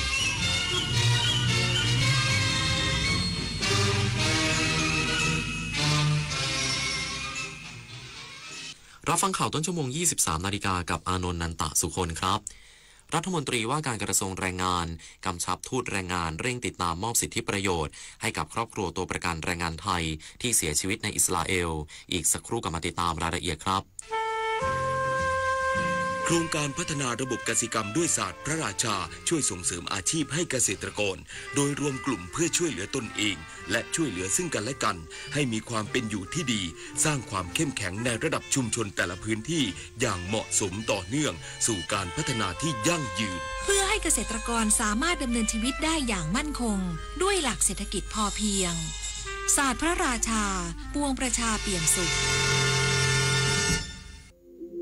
อาชญากรรมออนไลน์ความท้าทายและโจทย์ใหญ่ของประชาคมอาเซียนที่ต้องผนึกกำลังกันรับมือภัยไซเบอร์ในภูมิภาคผ่านกรอบความร่วมมือสู่โรดแมพ 4P Preventing ป้องกันการแทรกซึมขององค์กรอาชญากรรม Pursuing นำคนผิดเข้าสู่กระบวนการยุติธรรม Protecting ปกป้องเหยื่อและกลุ่มเปราะบาง Promoting เสริมพลังความร่วมมือทุกระดับร่วมสร้างภูมิภาคที่ปลอดภัยไร้พรมแดนและเข้มแข็งไปด้วยกันดินถล่มภัยพิบัติในช่วงหน้าฝนโดยเฉพาะพื้นที่เสี่ยงภัยมักส่งสัญญาณความผิดปกติทางธรรมชาติสังเกตพบสัญญาณจากฝนที่ตกหนักนานกว่า6ชั่วโมงระดับน้ำในแม่น้ำลำห้วยสูงขึ้นเร็วและดินอยู่ในสภาพชุ่มน้ำผิดปกติน้ำเปลี่ยนเป็นสีเดียวกับสีดินภูเขาได้ยินเสียงการไหลของโคลนให้รีบอพยพอยู่ห่างจากลำน้ำให้มากที่สุดและโทรขอความช่วยเหลือสายด่วนนิรภัย1784เยาวชนคือพลังสำคัญในการขับเคลื่อนอาเซียนไปข้างหน้าประเทศไทยพร้อมสนับสนุนเครือข่ายเยาวชนอาเซียนให้แข็งแรงเป็นมิตรและรวมพลังด้วยการสนับสนุนเครื่องมือดิจิทัลและพื้นที่ให้เยาวชนได้แสดงออกลงทุนในโครงการพัฒนาเยาวชนสนับสนุนความร่วมมือข้ามพรมแดนและส่งเสริมการเข้าถึงการศึกษาทักษะสำหรับอนาคตอย่างเท่าเทียมเยาวชนอาเซียนคือพลังสร้างอนาคตรัฐมนตรีว่าการกระทรวงแรงงานกำชับทูตแรงงานเร่งติดตามมอบสิทธิประโยชน์ให้กับครอบครัวตัวประกันแรงงานไทยที่เสียชีวิตในอิสราเอลโดยล่าสุดพบร่างตัวประกันแรงงานไทยเสียชีวิตในอิสราเอลอีก1 รายนางสาวตรีนุชเทียนทองรัฐมนตรีว่าการกระทรวงแรงงานเปิดเผยว่าเช้าวานนี้ฝ่ายแรงงานอิสราเอลได้รับแจ้งจากสถานเอกอัครราชทูตณกรุงเทลอาวีฟเกี่ยวกับการส่งคืนร่างคนไทยที่เสียชีวิตจากการที่กลุ่มฮามาสได้จับตัวประกันเมื่อวันที่7ตุลาคม2566ที่ผ่านมาโดยได้รับรายงานว่าทางการอิสราเอลได้รับการส่งคืนร่างของนายสนธยาอัครศรีอายุ30ปีภูมิลำเนาจังหวัดหนองบัวลำพูและอยู่ระหว่างดำเนินการจัดส่งร่างจัดพิธีการส่งร่างกลับประเทศไทยต่อไปขณะที่ปลัดกระทรวงแรงงานสั่งการให้5หน่วยงานแรงงานในพื้นที่เดินทางไปพบญาติแรงงานที่เสียชีวิตเพื่อช่วยเหลือครอบครัวอย่างเต็มที่ทั้งนี้จากสถานการณ์ความไม่สงบในอิสราเอลส่งผลให้แรงงานไทยเสียชีวิตรวมทั้งสิ้น42รายส่งร่างกลับประเทศแล้ว40รายและอยู่ระหว่างการส่งร่างกลับอีก2รายโดย1รายได้รับร่างแล้วและอยู่ระหว่างการส่งร่างกลับประเทศไทยนิตยาคุณสิมรายงานรองนายกรัฐมนตรีและรัฐมนตรีว่าการกระทรวงเกษตรและสหกรณ์ลงพื้นที่พบปะเกษตรกรเพื่อรับฟังปัญหาในพื้นที่จังหวัดน่านพร้อมเปิดกิจกรรมทำหมันสุนัขและแมวมุ่งควบคุมโรคพิษสุนัขบ้าช่วยพัฒนาคุณภาพชีวิตประชาชนร้อยเอกธรรมนัส พรหมเผ่ารองนายกรัฐมนตรีและรัฐมนตรีว่าการกระทรวงเกษตรและสหกรณ์เป็นประธานในพิธีเปิดโครงการเร่งรัดผ่าตัดทำหมันสุนัขและแมวเพื่อควบคุมป้องกันโรคพิษสุนัขบ้าในพื้นที่เสี่ยงจังหวัดน่านปีงบประมาณ 2569 ภายใต้โครงการสัตว์ปลอดโรคคนปลอดภัยจากโรคพิษสุนัขบ้าพร้อมกล่าวว่ากรมปศุสัตว์ได้ดำเนินโครงการเร่งรัดผ่าตัดทำหมันสุนัขและแมวเพื่อควบคุมป้องกันโรคพิษสุนัขบ้าในพื้นที่เสี่ยงและเพื่อลดจำนวนประชากรสุนัขและแมวที่ไร้ที่พึ่งอย่างมีประสิทธิภาพและยังเป็นการส่งเสริมสวัสดิภาพของสัตว์อีกทางหนึ่งโดยการทำหมันจะช่วยควบคุมการเพิ่มจำนวนของประชากรสัตว์ลดปัญหาสัตว์ถูกทอดทิ้งรวมทั้งป้องกันและควบคุมการแพร่ระบาดของโรคพิษสุนัขบ้าซึ่งเป็นโรคร้ายแรงที่สามารถแพร่เชื้อสู่คนได้สำหรับพื้นที่จังหวัดน่านเป็นพื้นที่เสี่ยง เพราะเป็นจังหวัดชายแดนและมีพื้นที่ติดต่อกับประเทศเพื่อนบ้านทั้งนี้การดำเนินโครงการดังกล่าวได้รับความร่วมมืออย่างดีจากหน่วยงานภาครัฐภาคเอกชนและประชาชนจิตอาสาในพื้นที่ซึ่งจะทำให้โครงการนี้ขับเคลื่อนไปได้อย่างมีประสิทธิภาพและถือเป็นจุดเริ่มต้นในการแก้ไขปัญหาการแพร่ระบาดของโรคพิษสุนัขบ้าในระยะยาวชวนันท์มาลีรายงานตำรวจภูธรจังหวัดมหาสารคามกำหนดแนวทางร่วมกับสถาบันการศึกษาเพื่อป้องกันเหตุนักศึกษาถูกแก๊ง call center หลอกในรูปแบบต่างๆพลตำรวจตรีพลาเดชเพชรว่าโงผู้บังคับการตำรวจภูธรจังหวัดมหาสารคามประชุมคณะทำงานศูนย์ป้องกันปราบปรามอาชญากรรมทางเทคโนโลยีภูธรจังหวัดมหาสารคามพร้อมด้วยคณะผู้บริหารสถาบันการศึกษาเพื่อกำหนดแนวทางร่วมกันในการป้องกันเหตุนักศึกษาถูกแก๊ง call center หลอกในรูปแบบต่างๆหลังพบว่านักศึกษามหาวิทยาลัยแห่งหนึ่งในจังหวัดมหาสารคามถูกคนร้ายอ้างว่าเป็นพนักงานสอบสวนส่งหมายเรียกว่ากระทำความผิดตกเป็นผู้ต้องหาทำเป็นกระบวนการอ้างเป็นทนายหรือตำรวจสามารถช่วยเหลือทางคดีได้ทำให้นักศึกษาหลงเชื่อโอนเงินผ่านในหน้าสูญเงินไป 48,000 บาทตำรวจเร่งสืบสวนขยายผลเพิ่มเติมและยังมีกลุ่มนักศึกษาหลงผิดหรือถูกหลอกตกเป็นผู้ต้องหาเปิดบัญชีม้าให้กับกลุ่มมิจฉาชีพถูกจับดำเนินคดีแล้วหลายรายโดยย้ำการสื่อสารทำความเข้าใจไม่หลงกลโกงแก๊ง call center สร้างการรับรู้ว่าการเปิดบัญชีม้ามีความผิดทั้งจำทั้งปรับด้านตำรวจต้องดำเนินมาตรการเชิงรุกยกระดับการป้องกันเหตุทุกรูปแบบและเร่งสืบสวนขยายผลจับกลุ่มผู้กระทำผิดโดยเร็วพงนภาวรวาลัยสวทมหาสารคามรายงานจบข่าวอานนท์นันตะสุคนอ่านรับฟังข่าวครั้งต่อไปเวลา 6 นาฬิกาติดตามข่าวที่นำเสนอไปแล้วได้ที่ www.thainews.prd.go.th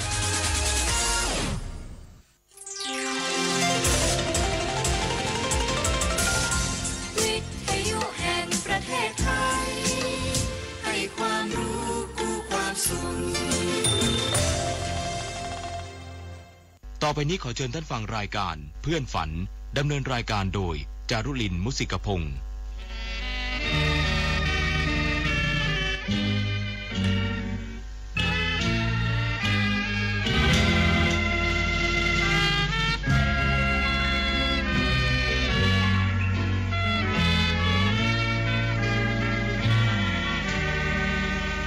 อยากมีเพื่อน